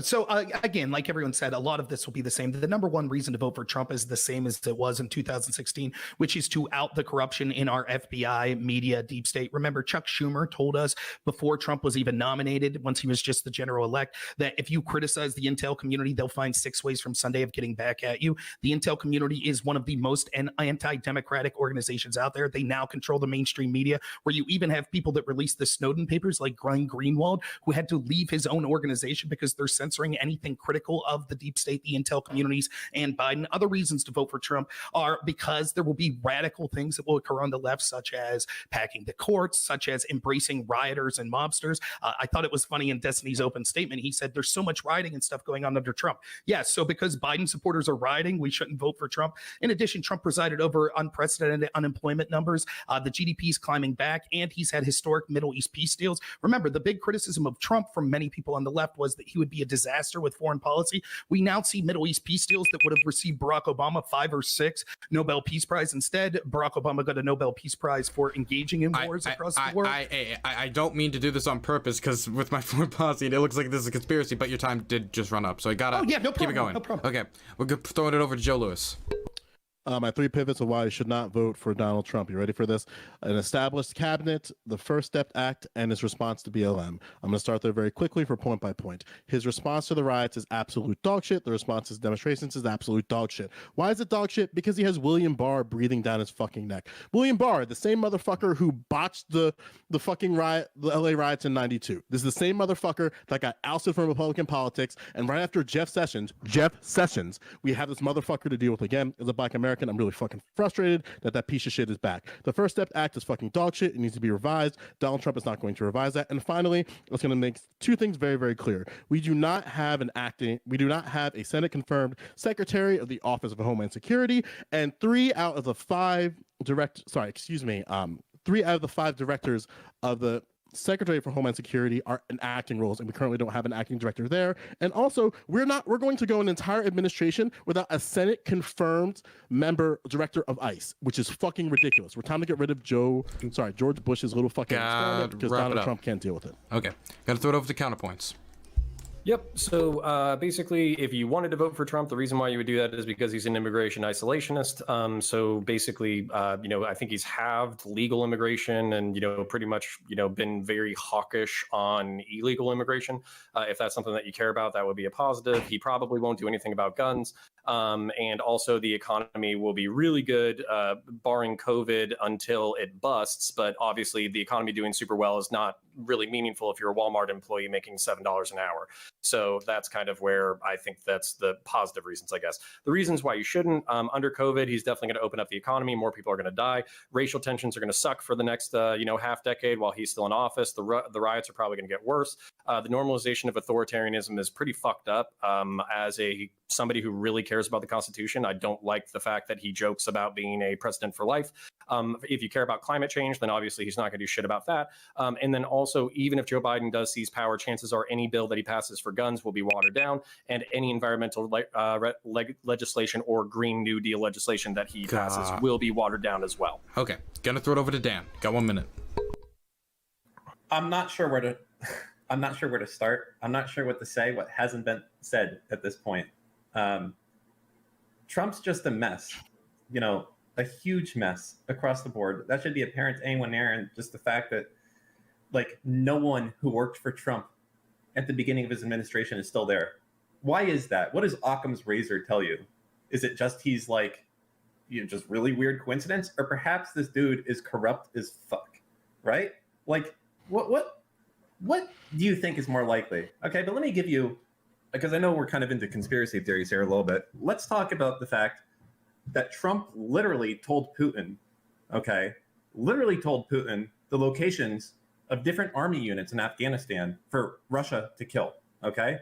And they did this because Trump's trying to build a hotel in Moscow, okay? Now, I don't know why no one's really reporting on this, but I don't know what more you can say about the fact that you have unironic American soldiers dying, okay? And you have people like Roger Stone that are out there covering this up, and no one's talking about it. Okay, no one's going to die. Americans were dying over there. No one's saying that didn't happen. The fact is that there's so much corruption with this guy. I don't know what to say. Well, where does it start? Where does don't worry. We can move on to the next person. Time's up. We're going to throw it over to Destiny. Is this why you shouldn't vote for Trump? Right? You should or shouldn't if you want to endorse Trump right now. Oh, yeah. No, I'm good on that. You shouldn't vote for Trump. It's really simple, actually, because Republicans don't give a fuck about you. Anytime Republicans are looking to do anything related to states' rights, they're just trying to take away freedoms from you. Nancy Pelosi, Queen Pelosi, most beautiful person in all of Congress, left a $2 trillion stimulus bill on top of Mitch McConnell's desk. And after they finished the ACB nomination, he moonwalked the fuck out, called a big recess, said, we'll come back next year, see what's going on. And they fucking pieced the fuck out. Republicans don't give a fuck about you. Why the fuck would you vote for them? That was the shortest of all of them. Only person that's going over the time. Okay, we're going to go over to CTV. I think that we're probably going to end up having a pretty good discussion, but I want to go ahead and say this ahead of time, something that I feel pretty strongly about. Especially when it comes to a public health situation, the states of the United States are what is comparable to other nations of the world. You cannot make a fair comparison to our federal government of the United States, because with public health, those things need to be as close to the people that they are affecting as possible, and that's why the states would be comparable only, not the federal government. Okay, now I'm going to bring it onto the open floor. You may now engage. Just please do your best to be respectful. I got a really serious question. Name me a fucking member of something that's going to be the director of ICE that Trump can make it through the Senate. We're going through 4 years of this organization that also has an acting director at its parent organization, the Office of Homeland Security. They both have acting directors. Who would you appoint and why? If you were conservative, who would you appoint and why? I don't know. I don't have a specific person that I would appoint as the director of ICE, but I'm not sure I understand how this is an attack on Trump. I'd appoint because Jeff Democrats Sessions. would be. We've had 7 directors of ICE, and they haven't had a Senate confirmed director. How's that an attack on Trump? This is under Donald Trump's watch. 7 directors that he appointed under acting roles. He has not brought forth a single person that can be confirmed through the Senate. So my question again is, who do you think he should target and appoint? Because if you're going into another administration without a director of ICE, knowing that there's kids in cages, knowing that their kids are not going to be connected to their families, you better fucking come up with somebody. Because at this point, there's a very clear statement on the far left that could abolish ICE. I would appoint Jeff Sessions. Yes. I think I don't understand how this is an attack on Trump, because senators are unwilling to approve people that he's put forth. He has never brought someone to the table. Okay, And so mine we're was- talking about Saldana resigned. He has not brought forth a single person. In but 4 that might be years. true. I don't know. Well, I would do Joe Arpaio personally. You know. Anyways, when we're Damn, talking Dylan, about I kids was and gonna fucking meme.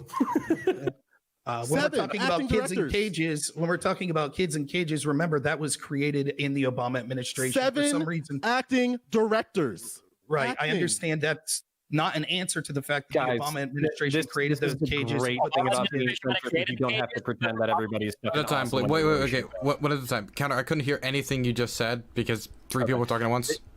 This is the awesome thing about being a centrist. You don't have to pretend that fucking shitbags are heroes just because they're on your fucking team. So Joe Lewis, I have to assume the insinuation here is that he's basically not appointed anybody I've because got they a can name. all be fucked up and aggressive and then basically be fired as soon as they were hired or dismissed as quickly as they were hired. So since you have nobody that you can pin all the fucked up shit on, basically ICE can be as fucked up as they want to be. Is that the Exactly. insinuation?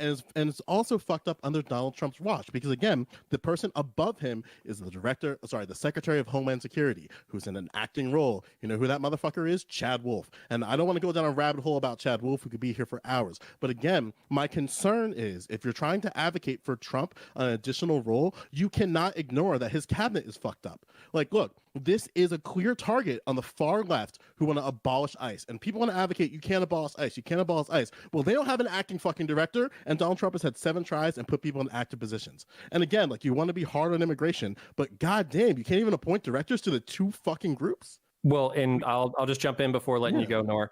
So Nor and Turk, I very much doubt are evil, cruel-hearted people who just want to do fucked up shit to random people for no fucking reason.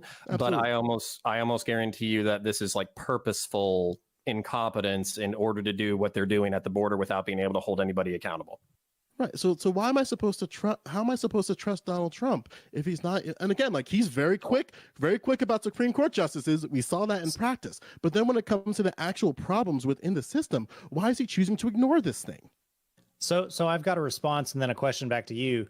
I would nominate Sheriff David Clark. He seems to be a pretty sharp Republican that has some law enforcement stuff. You know, granted, I know nothing about this realm, but that's a name. That's a start, right? But who would you appoint? Who would Joe Biden put on the head of ICE? I mean, honestly, the head of ICE, if I'm really trying to pick an assassin, I'd pick John Kelly. Full stop.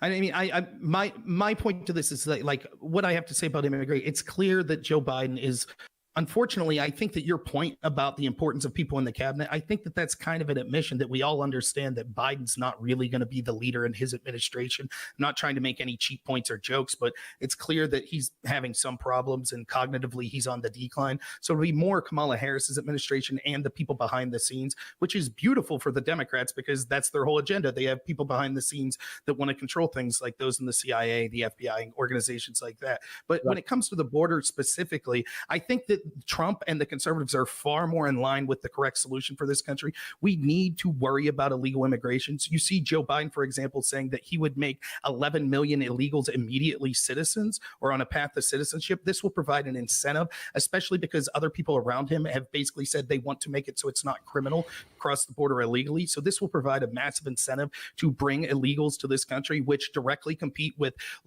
in inner cities with low-skilled workers, which predominantly are Black Americans. This is another thing that's being done by Joe Biden and the left that is anti-Black American, which I think we should all be concerned about. And oftentimes these illegals that come are sexually trafficked and they are used by drug organizations, coyotes, and other things. So yeah, although you might have an actual point, I haven't looked into this issue about the director. But again, friend, like how are you supposed to do all these changes that you're proposing if you don't have a director for the 2 organizations that would be responsible for imposing those changes? There's clearly people that are acting in positions of leadership in ICE. So just because He's an had official 7 director has directors. Okay, but did he appoint those directors? Yes. And did he try to get them in active confirmed by the Senate? positions. Did he try to get them confirmed by the Senate? No. Okay, well, I don't know what the strategic nature, and that could be a blunder. I don't know. It's honestly something I'm ignorant. I think that's, to me, I think that doesn't mean that ICE is acting without leadership, and I don't think that this is a big reason to vote for or against Donald Trump, but I'd be willing to look into it and have a discussion with you. I would. I just don't see this as a high. Yeah, because again, like Republicans want to be hard on immigration, but the two groups that are responsible in part for some of the most strictest things in terms of immigration, it just shows that Donald Trump doesn't give a shit about that. So how are you supposed to say that Donald Trump is going to be hard on immigration when he hasn't done shit? I will give you this though. He did lower the cap for asylum applicants, which is something that Joe Biden can do on his first day in office with a fucking sneeze in the right direction. However, there are problems with the asylum seeker process. Dylan, as well as I think Turk was on that panel when we talked about that, where right now Donald Trump is dealing with a problem that the cap that he keeps setting for asylum seekers is not high enough. And he keeps running into this problem where he goes over the cap. Joe Biden can change that cap literally without any help with the Senate or the House. However, it just really is concerning to me that conservatives are hardline on immigration, yet they're not fucking bullying Donald Trump and getting a fucking director and getting just fucking assassins. Like, I fucking hate John Kelly. He's pure fucking evil, but he's a Republican assassin. If I may, real quick, just real quick on this, if I may, if it's that important to know who presidents would appoint to positions, are you at all concerned that Joe Biden refuses to answer if he'll pack the court and who his list of judges would be? Shenanigans, Supreme Court shenanigans beget Supreme Court shenanigans. So okay. I think it's very unlikely that Joe Biden is going to even remotely try to pack the court, because there's so much other bullshit that can happen on the Republican side, and it's just going to be this like bullshit dick measuring contest of dick pills. My dick's 9 inches. Well, my dick's now 10 inches. Well, my dick now 11 inches. And neither side has time for that nonsense. So I don't think Joe Biden or nor the Biden administration is going to participate in this idea of packing the court. Well, if they did, after what happened with Garland, I mean, I don't really know how Republicans could complain. Because it's what happened to Garland wasn't a situation that involved destroying the norms of the court of the 9 justices that we've had for what? It did involve destroying the norms of the Senate, and it expressed power to the President of the United States, which is the ability to nominate and have heard a Supreme Court justice. This was the longest vacancy ever in the history of the Supreme Court. I don't know how that doesn't destroy norms of the court when we had an unfilled seat for a year, but okay. Full disclosure, I actually disliked what happened with Merrick Garland. I agree with you there, though. I don't think, like we already had Bork mentioned earlier, we mentioned about the treatment that he received. That was also a return or a deviation from the norm, the way that he was treated. Then we had Brett Kavanaugh. But he advocated for segregation. Being a gang rapist, which is, we had Brett Kavanaugh accused of being a gang rapist and having his life destroyed in front of his family. Where is Gorsuch and Kavanaugh? Where are Gorsuch and Kavanaugh right now? It's irrelevant. We saw that. No, it's totally relevant. Where are Gorsuch and Kavanaugh right now? Where are they? What does that have to do with anything? The fact that they're in the Supreme Court. What do you think allegations. And where are they right now? Two things. Where are they? Two things. One, didn't Obama say elections have consequences? So they didn't have the Senate with Merrick Garland. So that's why that happened. That doesn't justify weaponizing sexual assault allegations. The election that has consequences is the presidential election, because the president is the one that has the sole power to make nominations to the Supreme Court. That was an express power. The 2016 election had the consequence of Obama being allowed to do that. The 2016 election also kept the Senate in the Republican majority, right. So it was their duty to not confirm anyone that was. They didn't even give him a hearing. Like, why? For over 8 months compared to like what they're doing right now. Like someone asked me, like someone answered me this, like how fast from the beginning of when she was nominated to when she was confirmed, like how fast was that? Like 28 days. 28 days. All right. How long did Republicans saw the Garland hearing, or like did they saw that? 4 months. A year and 4 months. I'm sorry. Maybe it's just me. I cannot look at those and think that those are equivalent. I can't. Those are bullshit numbers, by the way, but they're approximately true. Okay, they're bullshit numbers. All right, well, I'm just trusting you. They are approximately true though. And then Destiny, I mean this is directed to Destiny and RGR. So the Merrick Garland was the nominee for Obama, right? Was he a centrist or a liberal? What was his? Wasn't he like center left? Garland? Center left. Yeah, center left. Okay. Yeah. So if he was center left, and who was he replacing? I don't remember. Scalia. Fucking Antonin Scalia. That fucking dog so shit. Would that not have flipped the court to like a 6-3 liberal to conservative? It doesn't matter. What is that? What relevance? Isn't that the norm? That's like basically everybody shitting their pants over is now. No, what? No, what? Like no. Whoa. No, the norm is not the political inclination of the Supreme Court justices. The norm is that the President of the United States has delegated to him the power to nominate somebody to the Supreme Court, and the Senate violated norms by killing the filibuster in order to not have any hearing whatsoever related to Obama's nominee. That was the Democrats. They completely did a You can 180 fill with this nomination. Let me get to a question of decorum. So if they had heard it, but then they used their Senate, basically non-major or like slight majority, if they just used it to kill Garland, would you have been okay with that? Yeah, It would have been shitty, but it would have been better. It's happened in the past. I don't think Senate should do that, but there is precedence for that. I think it's okay. I don't like it. Can I follow up? No, let me say something about it. Sure. As a prudential matter, right? I think that would have been much better because then the government, the people who the constituents who actually vote in senators would actually have some kind of basis to be able to evaluate whether or not that was an honest, and whether or not that was like a meaningfully prudential kind of a hearing, right? Like now, the voters didn't really have anything to go on, right? They were just like, oh, well, they just didn't even have a hearing to begin with, right? But if we did have a hearing, then at least voters would be able to account for like, okay, was this actually a fair hearing? Did they actually like choose to nominate or not nominate this person based on the merits of their credentials and so on? We don't like compared to that, like we were just like steamrolling the current justice through the Supreme Court, right? Like people have whiplash from how fast it went, right? I feel like that's fundamentally incomparable. Arjun, can I ask you something? Yeah, go for it. Do you feel, let's say, okay, let's go back. We're going to go back to a time a couple of months ago. Okay. How would you feel if Donald Trump elected Merrick Garland? If Donald Trump elected Merrick Garland? Or nominated, I should say. Excuse me. Oh, nominated Merrick Garland. Yeah, sorry.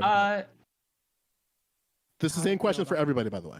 Yeah. Would a center would actually that's what I was expecting him to do. I was expecting him to push a centrist as like a peace offering to Democrats. He didn't. He went in the opposite direction. So I'm just kind of wondering to the left side of the panel, would that have been better? Would you have appreciated that more? I feel like what I would have wanted, I mean, it might have been a little bit better just because then you would end up with a more balanced Supreme Court, but it would be inconsistent with what they had priorly established, right? Like if the precedent that we're setting is that a president shouldn't be able to nominate someone during their last year of their term, then we should probably hold that to be consistent, even if it would otherwise be beneficial to like one side or the other. Well, and I remember the bullshit propaganda of that last year, which was like, it's an election year, Obama's a lame duck, he shouldn't have the right to nominate anybody. I remember that propaganda, but the propaganda did switch in the past 2 months where they basically said, oh, no. It wasn't because Obama was it was because he was a lame duck, but it wasn't because it was last year. It's because we had control of the Senate. So they moved the goalpost as far as like what the propaganda was for why they weren't doing it. But that's still, I don't think it's a politically consistent argument, but that's kind of what they said. Yeah, we wouldn't have approved him anyways. Well, I mean, like for me, I just want rules to be consistent, right? Like that's the main thing that I want out of this, right? Like here, we didn't have consistent application of a rule. If they set a rule that we actually followed in this case, I feel like it would have been a lot better. Yeah. Okay, now real quick, who killed the filibuster again? Who killed the filibuster on for Supreme Court nominees? It was Mitch McConnell. So it was okay for Harry Reid, the Democrats, to undo precedent and destroy norms when it came to the federal courts, but it was horrible for the Republicans to do that when it came to the Supreme Court. That's your argument. They were doing that. They were doing that because those judiciary picks were being filibustered constantly. Not saying that I agree with it, but there's a difference between doing that to get picks through versus doing it to prevent a pick from going through. I don't think there is a difference. I think. Of course you don't, because you're a Republican hack. But there is a difference. There clearly is a difference. If somebody has to end the filibuster, which I disagree with, but if somebody's ending the filibuster to get processes done versus somebody else doing it to prevent them from happening, those are fundamentally different things. Unless you're both sides did it when it was to politically be advantageous to themselves. Both sides did it for that reason. And trying to parse, well, it was okay for one side to do it and not the other seems nonsensical. Let me ask you all this. Would it have been preferable to allow the hearing of Merrick Garland to occur, but then for the Republicans to repeatedly call him a gang rapist? No. I asked my question first. I expect an answer from every conservative. Counterpoints participated in it. All four of you got to do it too. No, it wouldn't have made any difference to me. It would have been really dumb for Donald Trump to use his Supreme Court pick on a Merrick Garland. Why? Because it doesn't help his side politically in any way whatsoever. By the same token, there's all kinds of compromises then you could ask of the left. For example, should they allow Trump to use unverified opposition research to have a 4-year investigation into the Democrats, including spying on them? You mean like they did with Hillary Clinton or emails, like they did with the Benghazi hearings, like they're doing now with Hunter Biden? Dude, Republicans have done this all day. Did they send? Oh, they wiretapped Hillary Clinton's campaign. They did no, because they couldn't even get the fake evidence for it. So I'm curious, how do you feel about the years that we had to hear about, and we still hear about Hillary Clinton's emails? Right. Oh my God. Dude, I love the tinfoil hats, but I really want Turk to answer my question too. I really want Turk and CTV to answer my question. I was impeached, right? What was the question? The question is again, because we're going on Pivot Island. If Donald Trump used his nomination for Merrick Garland, how would you feel about that? Hey, if he nominates the person and the Senate confirms it, that's the law. They have the law and they can fulfill their duty. That's the word of the law. CTV, same question. I guess I'm just going to be honest and say I don't know who Merrick Garland is, and I'm very happy with Amy Coney Barrett. Her answers that she gave at the Senate hearing were outstanding. That's not what the rights protected by the First Amendment are. And I think that that it was rather like a really good thing that they nominated a female to replace Ruth Bader Ginsburg. Felt like that was pretty square. So yeah, female drone pilots. Do you think Merrick Garland would have been confirmed if Donald Trump nominated him? No. Probably, yeah, of course. Why not? I don't think Republican Senate would have allowed it. Like, McConnell's ruthless. I don't think that he would have had a left winger. I don't think he would have allowed the Republican-controlled Senate to nominate her. Just my opinion. Sure. All right. Destiny said something that triggered the fuck out of me. Can I go?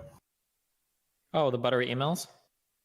Yeah, let's do it. I mean, the panel's about why we should vote for Trump, right? I'm just curious when people are so mad about Russian collusion, which turned out credible indictments, but we had to hear for months and months about Hillary, the State Department's email thing, and Hillary's, and nothing. It was talk about a nothing burger. That was like a nothing feast. That was a nothing 7-course meal. Yeah. Okay. You go into it, but right after that, I do want to drag it back over to something else because we've been going about this for a while. I need probably 90 seconds to 120 seconds to address this. I'll try to be. I'll give you 7. I'll give you 70. I'll give you 70. That's what you're getting. All right, thank you kindly. All right, so in reference to the emails, basically what Hillary Clinton was guilty of was taking like SCI, basically the highest level clearance in the fucking country, and transferring it to a private email server. If a lance corporal in the fucking military did that shit, not only would he be in the fucking brig, but he would lose his fucking top secret clearance for the remainder of his fucking career. Not only is that fucking true, but she was running for the fucking like the head of the fucking country. Now, obviously, standards have dropped in the past half decade, so Hillary Clinton would probably have been better than fucking Donald Trump, blah, blah, blah, fucking blah. But at the same time, you're basically talking about a fucking, you're talking about a mistake that if a 19-year-old made, he would be in fucking jail and unable to do his fucking job for the rest of his fucking life. So it's not a nothing. Good thing Hillary Clinton's not a random 19-year-old, I guess. Okay. No, the established precedent, and we've heard this. The established precedent, fucked up something that a 19-year-old shouldn't fuck up, or else the State Department and Powell came out. I'm not done yet. He does. I only got 10 seconds left, Destiny, please. Okay, finish. You got 10 seconds left. All right, so in reference to fucking Benghazi, the whole fucking problem was the fact that military forces were not scrambled in order to assist a fucking embassy that was under attack. So basically, they called off the reinforcements before they even knew that people were dead on the fucking ground. Now, that could be a logistical thing, a political thing. There's all these things that go fucking into it, and wasting fucking 2 years on the investigation was stupid as fuck. But at the same time, basically, Americans being in the line of fire and you don't even send reinforcements while they're not even dead yet is fucked up.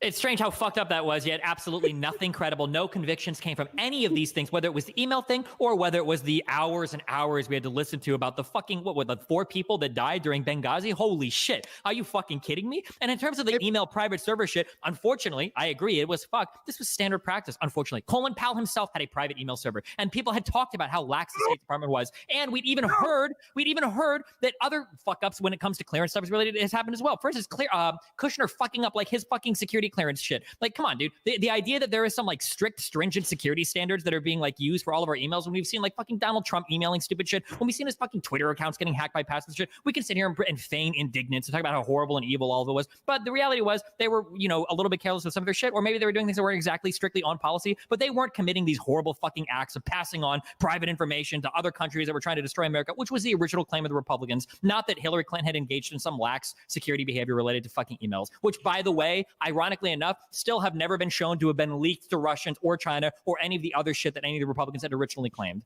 If I may, because I think it's actually, I'll let it go. If I may, because I think this does have to do with the current election, because I think that the election of Joe Biden is to further help cover up the crimes and the malfeasance we've seen in organizations like the FBI. So, for example, when Destiny's saying, oh, look at the crimes that were charged, that proves some sort of Russia collusion. Yes, crimes like Paul Manafort for failing to register as a foreign lobbyist like Hunter Biden was doing.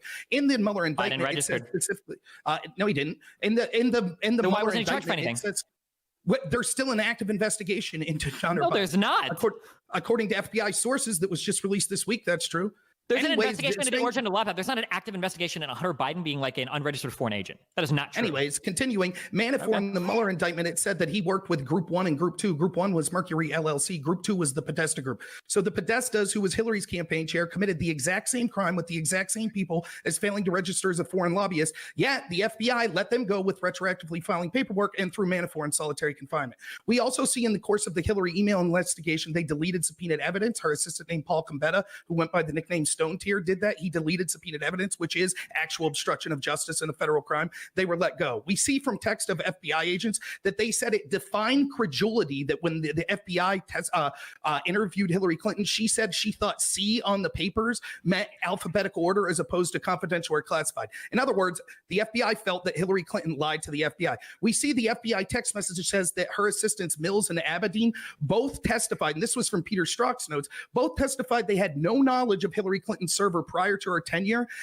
as the Secretary of State. Yet emails released by both Mills and Abedin showed that as early as 2009, they knew about her server. In other words, they lied to the FBI. Now, you saying that the Russia investigation was legit because it got indictments, none of those indictments had to do with anything in Trump's team doing anything illegal with Russians. It was all for lying or for failing to register as a foreign lobbyist in 2013 with Hillary's campaign team. So why is it that the FBI, in the first case in history that I know of, with Trump, they went as hard as possible, which is what you would expect. They tried to get low-level people and turn the screws. With Hillary, they granted everyone immunity, smashed all the devices, and said, hey, do you guys want to say anything about Hillary Clinton? And everyone went, no, we don't. And yet you use that as evidence for why the FBI investigation to Trump was important, and the one to Hillary proves that she's innocent. I just think that's laughable. Here's a super real one quick question. This is so interesting to me. So it's the easiest hand wave of every single conspiratorial nonsense claim you just made. It's Trump's appointee to the FBI. If Trump is so confident that all of this malfeasance and horrible stuff happened, then why didn't he appoint somebody that would investigate it? Because his strong suit that he claimed was putting good people around him is actually garbage. He put garbage deep state people around him. Okay, so Trump is so absolutely fucking incompetent that he can't make good appointees. Like one of the most important jobs of the president. If you want to eat the fucking L on that, that's fine then. Fine. Then Trump is literally a walking fucking retard that can't like practice one of the most important parts. Of Destiny, please, please, like, okay. Please. No, that's cool. Destiny. Please don't use that word. I didn't really hear anything about how George Soros was funding all of this, like during that thing, and I was expecting. We haven't even talked about the Jews yet. Guys. Dan, can you let the big boys talk? You're not adding anything. Guys, hold on. Well, I mean, I thought George Soros funds all this stuff. No? Can I be honest about something? I'll respond to Destiny, but if Joe wants to go. Yeah, can I be honest about something? Look, man, as much as I want to grill CTV about how he has no idea who Merrick Garland is, respectfully, I have no idea what the fuck you guys are talking about. So if I'm probably not alone here, and there is a lot of passion on both sides of this conversation, but maybe I feel like we should talk about something that's a little bit more less in a weird way of like participation. You feel me? If I can, Joe, if I can real quick, I'll respond to Destiny and respond. I think that it's troubling that you don't know about this, because the argument I make, I'm not a progressive, but I have plenty of friends that are progressive. I think they could be great people. I have friends on the left and right, no problem.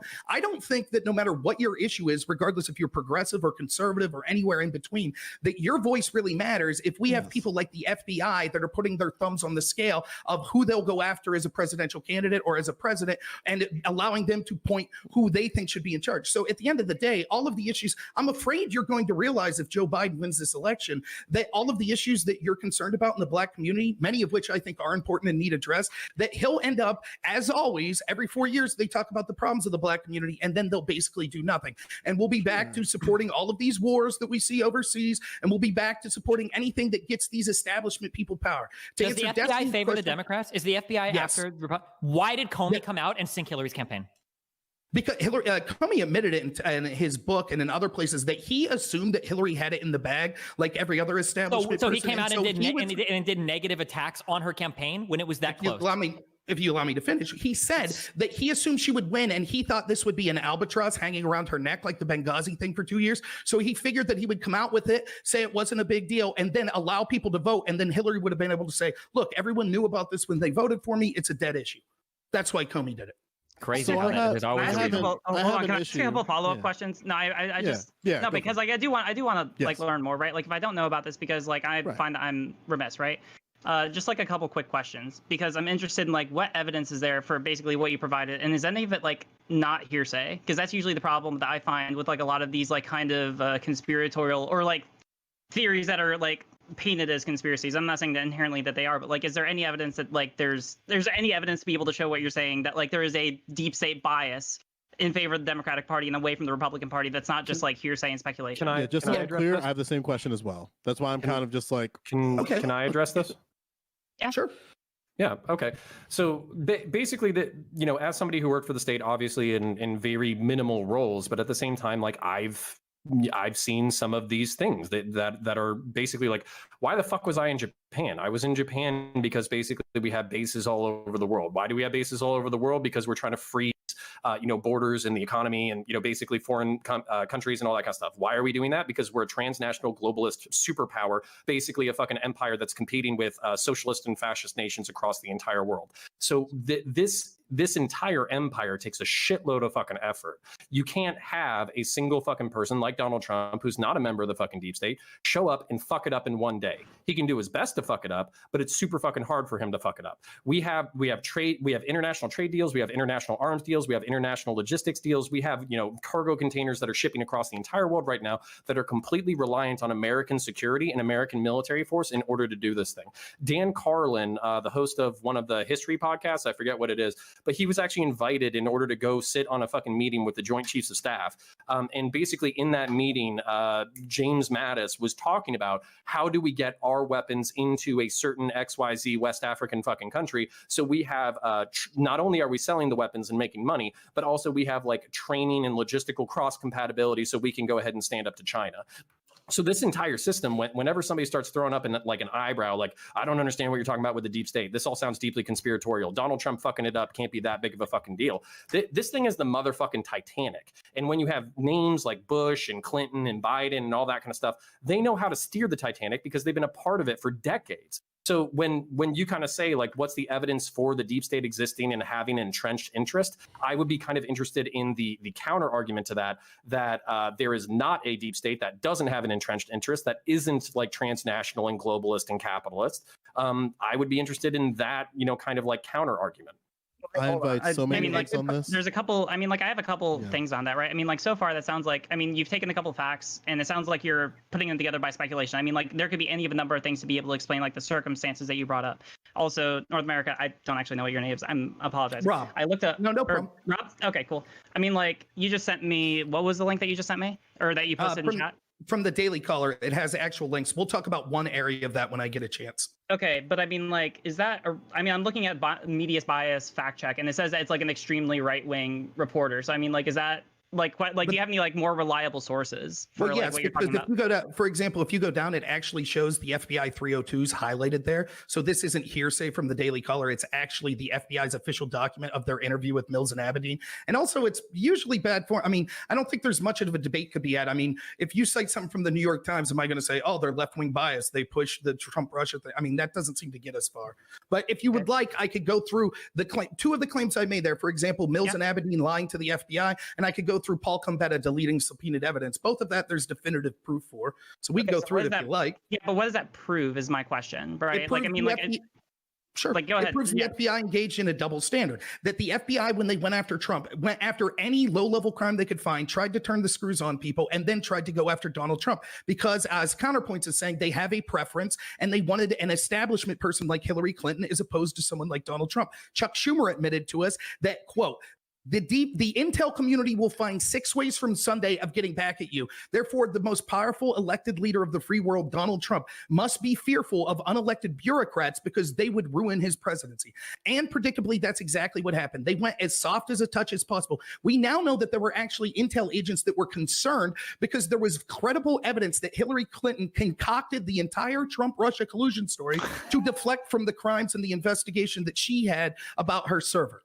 So if you'd like, I could go through the evidence here from the 302s proving Mills and Abedin lied to the FBI and they weren't charged. And I'd like to talk about protests.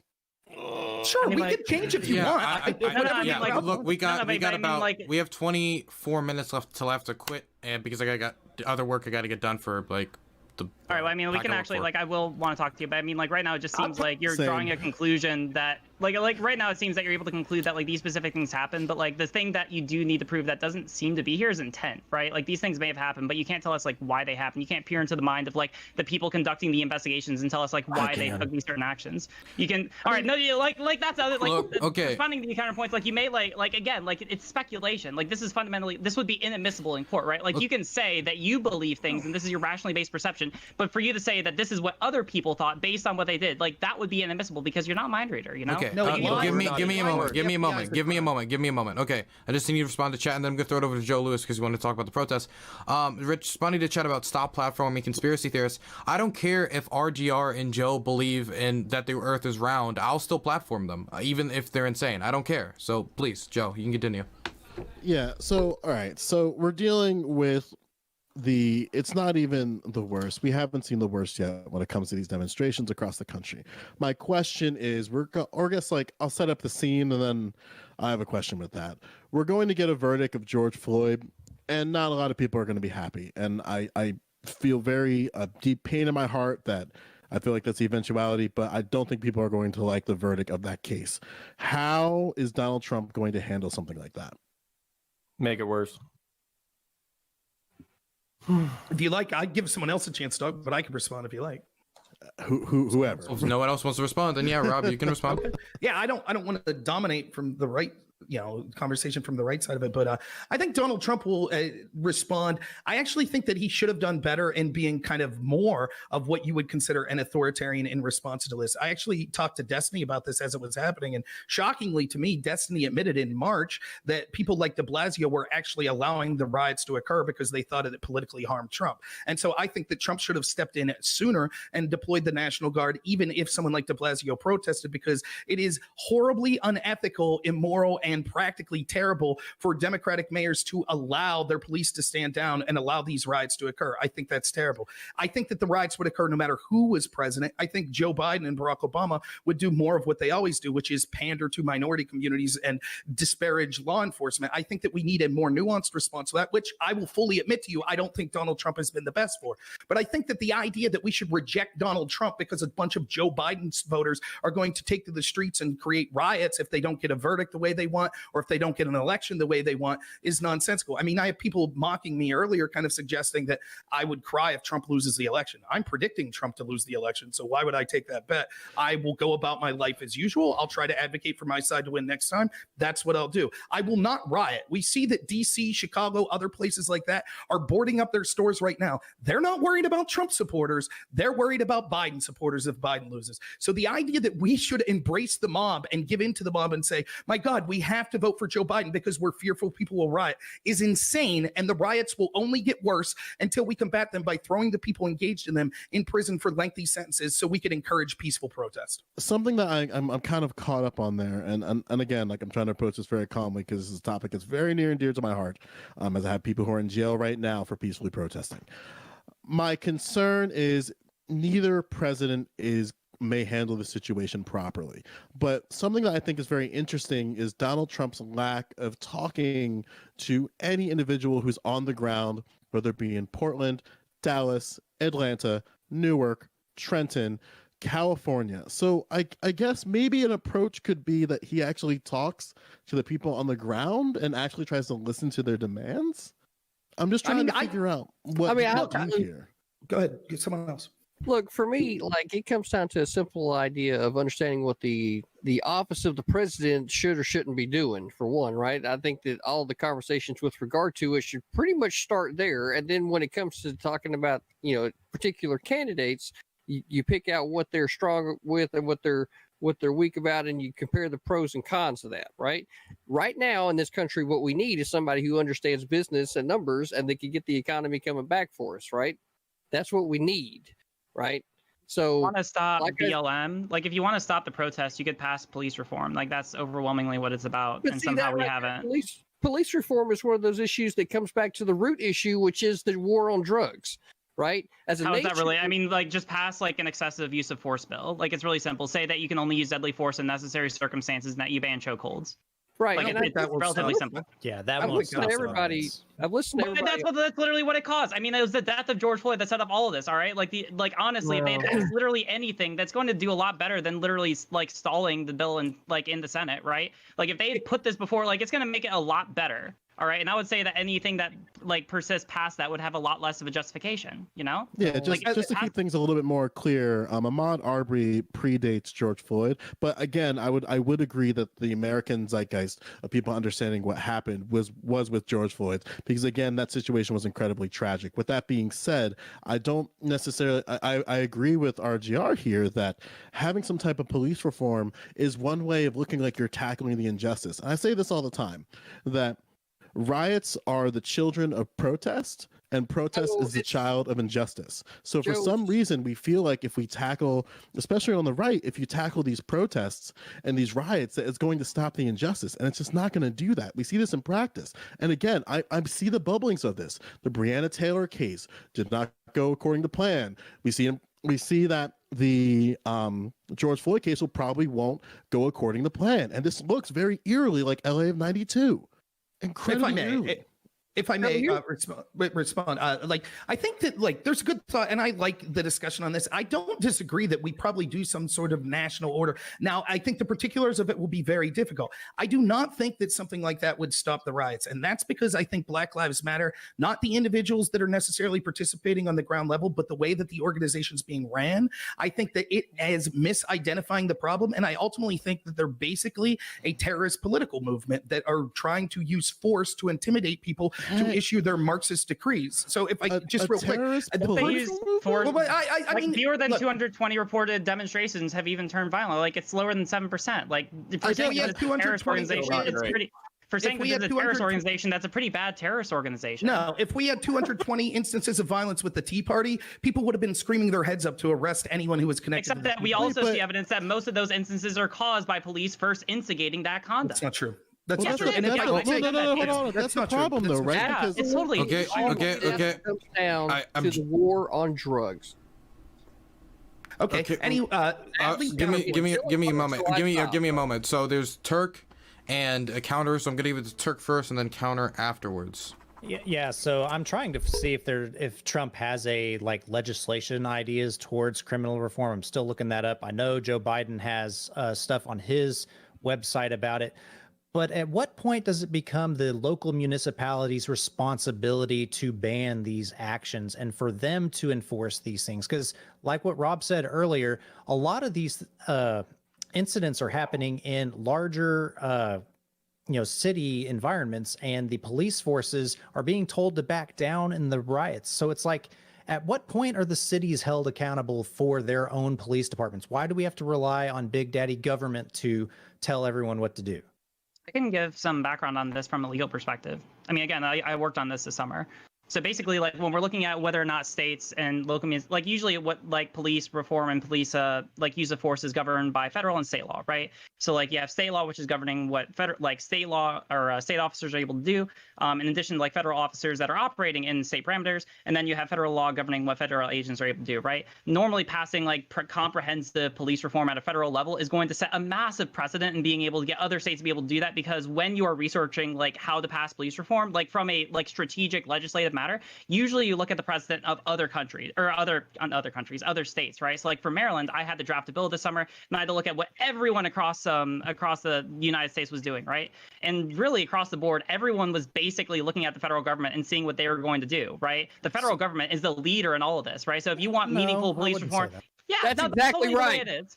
That's exactly right. I'm glad you're finally catching up, everybody, right? This has everything to do with the federal government. Whenever it first started the war on drugs, it built up its fucking infrastructure in the cities and started the fucking rounding up of people, right? They started that shit from the top and it came down, Reality is they shouldn't even have the fucking authority to do it anyway. But we're left here dealing with this fucking shit, and everybody wants to talk about everything that is a symptom of this fucking problem. But the real fucking problem is the war on drugs, because that addresses police reform. It addresses counterpoints point to the murder solve rate, right? Because before this, there was a lot more trust when it came to police versus what we have now. And now they have the ability to go get a motherfucking warrant for just any fucking thing, conduct a no-knock raid into your home, and now your fucking sanctity of your fucking house is done just because of this bullshit.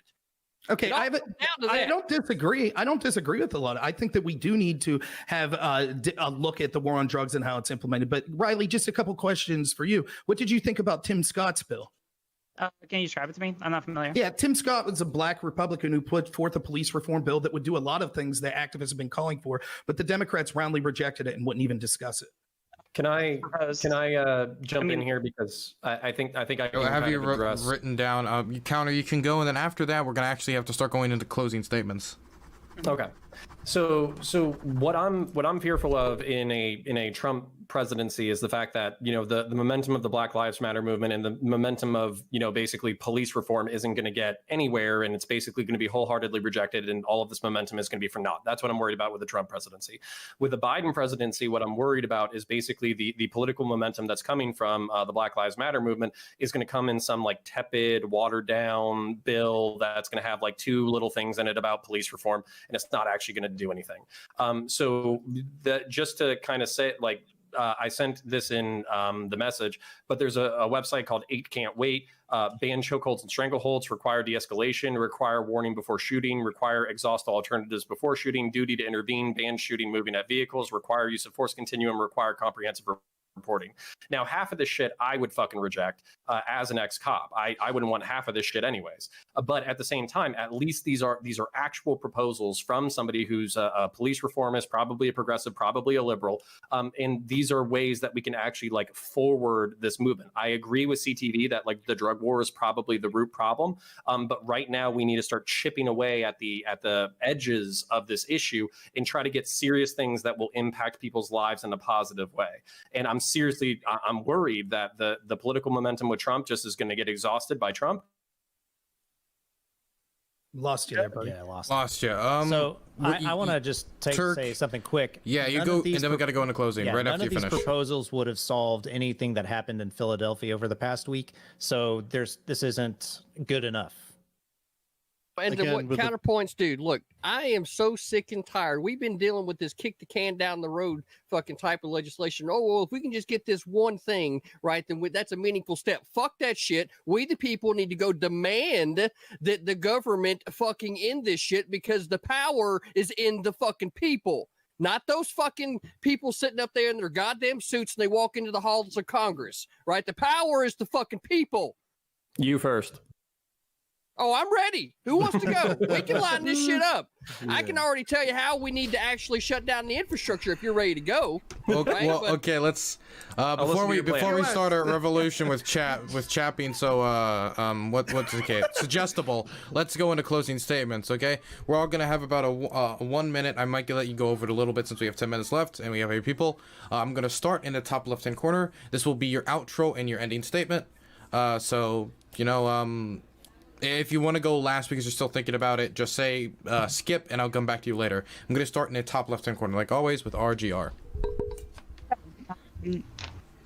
Yeah, I think I'll be able to do this. So basically, I was still maintaining that voting for Trump would be bad. If we want to go like in order from like the arguments as we had them, starting backwards going. Anyway, so like with police reform, it's really important to be able to understand that like I would maintain, and I don't like I hear everyone saying that like, oh well, if Trump passed police reform, then we wouldn't, then these riots would still continue. I mean, like all of the evidence I've heard for that is just speculation, right? Like the response, like the protests and subsequent riots were in immediate response to the fact that there was police excessive use of force. There is a bill that has passed the House. It's at the Senate.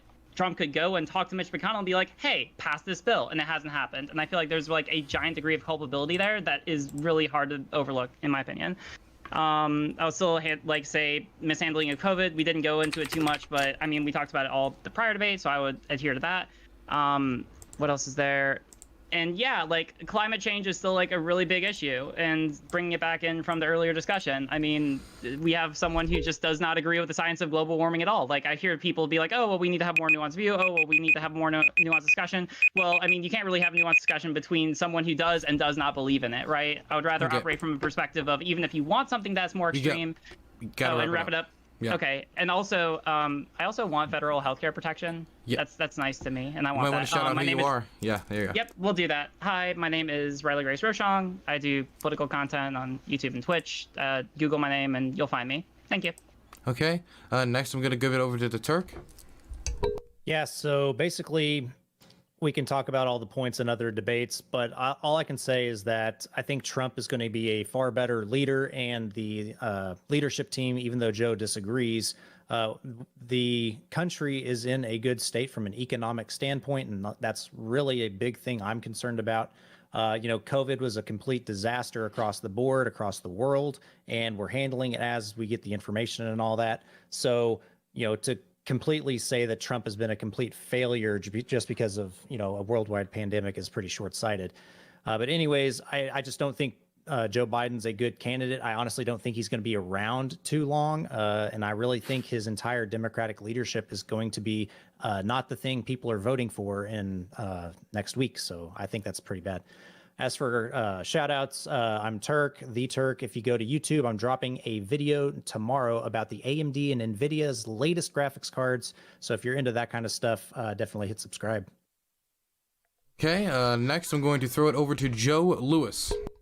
Yeah, I'm going to focus this on just the Donald Trump angle. The three things that I mentioned from the start of it, it's BLM, his lack of response to the riots and demonstrations, the First Step Act being fucking terrible, and his cabinet. But I want to make something very kind of clear, because it kind of gets skirts a lot when we talk about the protests, and I kind of want to set the record straight.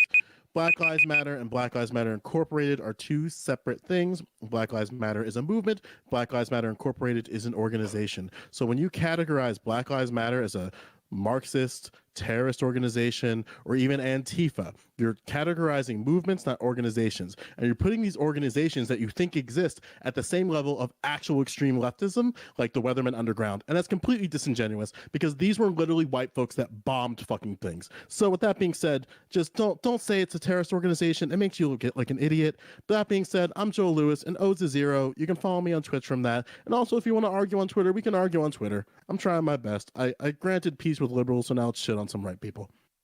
Wonderful. Next, I'm going to throw it over to Rob Noor. All right, thanks everyone. Yeah, I had fun. Everyone here I would be welcome to talk to again, and I think you all seem like nice people, even if we disagree. Real quick on Black Lives Matter, I understand the point you're making. Again, I'm not saying everyone who participates in it. I believe Black Lives Matter lowercase. That's why I'm against the ideology of Black Lives Matter uppercase, because I think the policies they advocate for will be terrible for the United States, especially inner city Black communities, which will suffer from a decreased policing and for destroying the structures of the nuclear family first and foremost. I think that I was able to prove in this debate that actually you see that Joe Biden is just a empty shell that will be the corporatist and the deep state candidate. That's why the wealthiest people endorse him. That's why they've supported him in the Democratic Party. That's why the FBI and the CIA, that, by the way, my friends on the left used to despise when they were lying us into the Iraq war. That's why all of a sudden they're against pulling troops out. That's why Donald Trump having historic peace deals in the Middle East aren't being talked about, because it is not in line with the military industrial complex that is supporting people like Joe Biden. Joe Biden will be a radical because he'll allow the radicals behind him to do things like suggesting packing the court, passing disastrous policies like the Green New Deal. And we could see how the media and the FBI and all these people have engaged in corruption and refusing to cover stories that people gotta wrap it up. Just say conspiracy. And I'll say I'm Normal America. You can find me at Normal America with Rob Noor on YouTube, Normal America on D Live. I'm on Twitch, and I'm also on Periscope. I will be doing a 24-hour live stream starting Monday, 8 a.m. Eastern time before the election. So please come join me if you like what I had to say. Thanks so much, everyone. Maybe I can talk to you on Monday. That'd be interesting. Yeah. I'll send it over to Counterpoints. Yeah, so my name's Counterpoints. You can follow me on Twitter at Counterpoints, CONORPOINTS. You can also find my YouTube channel, I've had discussions, hope to have more discussions with everybody in here. I did begrudgingly vote for Biden because I am worried, like Norm and Turk mentioned, that basically, he's going to die a month into his presidency. Kamala Harris is going to take over. She's going to push more aggressive gun control. Maybe some of the more progressive stuff will come out. But at the same time, I think there's really real concerns that need to be addressed, like Black Lives Matter as a movement needs to be addressed. We do need police reform. We do need to improve the material conditions in the Black community and minority communities. There's real issues here, and I'm actually really excited to see smart righties, smart lefties kind of taking each other on without calling each other dumbasses for an hour and a half. So follow me on my socials. Always happy to be here. It was an awesome conversation. Dan, you're still an asshole, but you do really good memes. Okay. Next, it actually is Dan. Mad cause bad. And mad because all you guys have are fucking shit Alex Jones tier conspiracy theories. It's always this fucking grand plot by a whole bunch of fucking like media coming out there with fake news and shit. I bet if I asked you guys how many people died in the Holocaust, you'd be like, well, I don't really know if that happened. Y'all are fucking off your goddamn fucking rocker. You guys are literally the equivalent of when I picture a Trump voter in my mind, we have the meme of people like wearing sunglasses and a giant grid. You guys fall so into that, and I don't understand why. There's no good thing going on here. Okay? If I can vote for Biden, someone who's actually going to be affected by his fucking taxes, getting hurt financially, I don't understand what you guys are doing. Do you just hate immigrants that fucking much? Like, just move on. We're not in 1950s America where there's like white neighborhoods anymore. It's done. Okay? I get it. All right? Listen, Biden was going to cost me money, and I'll still vote for him because I understand that there's people less fortunate than me, and he's better. He's better when it comes to climate science. He's better when it comes to just being fair to people who have less. And I don't understand where all this is coming from. Just everyone wants to like hold people down, and it's fucked. Okay. Gonna shout yourself out? Yeah. I don't know. Okay, cool. That was well enough. Next we have Destiny. Yeah, I mean, it's all already been said. I mean, like the Trump administration, the happiest I'll be when they're gone is to get rid of all these conspiracy theories about the deep state crazy shit. This deep state that's so unbelievably powerful that they can like shift everything that's going on behind the scenes in all of our intelligence agencies, but somehow still let Hillary Clinton lose the election, and potentially even throw the election for her by the statements that they made, namely Comey. So yeah, I don't know. I'll be happy when Joe Biden is president, hopefully with a Democrat Senate, House, and presidency. Hopefully we can get some meaningful legislation passed in this country instead of just do nothing like Republicans have been doing. And yeah. Cool. Now I'm going to throw it over to CTV to wrap us up. All right, well, I guess I'll just wrap this up with what I kind of opened with. We didn't elect Trump to begin with because he was a virologist, right? And we, were expecting some pandemic and was going to have the best guy in office to be able to solve that particular problem. That being said, the initial failings with regard to the COVID response can be pointed directly at the CDC, right? And I would say that that's the people's attempt to try to control the issue of public health in any kind of way at the federal level, right? What we need to have in this country is 50 CDCs to be able to solve these issues, specifically with regard to public health, so it's closer to its constituents. With that being said, Trump is the clear option for the future because what we need is a businessman to get in there and turn that economy back up so that we can continue to have the goods and services that we as Americans rely on a daily basis. And with that, I am Critically Thinking Veteran. I stream occasionally. I argue with people on Twitter. If you'd like to argue with me as well, you can find me at original_CTV. Hey, oh snap, we have a last second guest. Suspect Sushi is gonna come in here. I'm just kidding. Okay, we're gonna wrap it up. I really appreciate you all coming by. Thank you for taking Can I say something real quick? Hey, counterpoints. When you talked about smart left and right wing people not calling each other names, I assume you didn't mean Dan, correct? No, Dan thinks we're all retards, but it's okay. Well, give me please, not all. Okay, second time stream. Please do not use that word. I'm gonna end it now. Okay, see you all later. Jump in and out. Okay.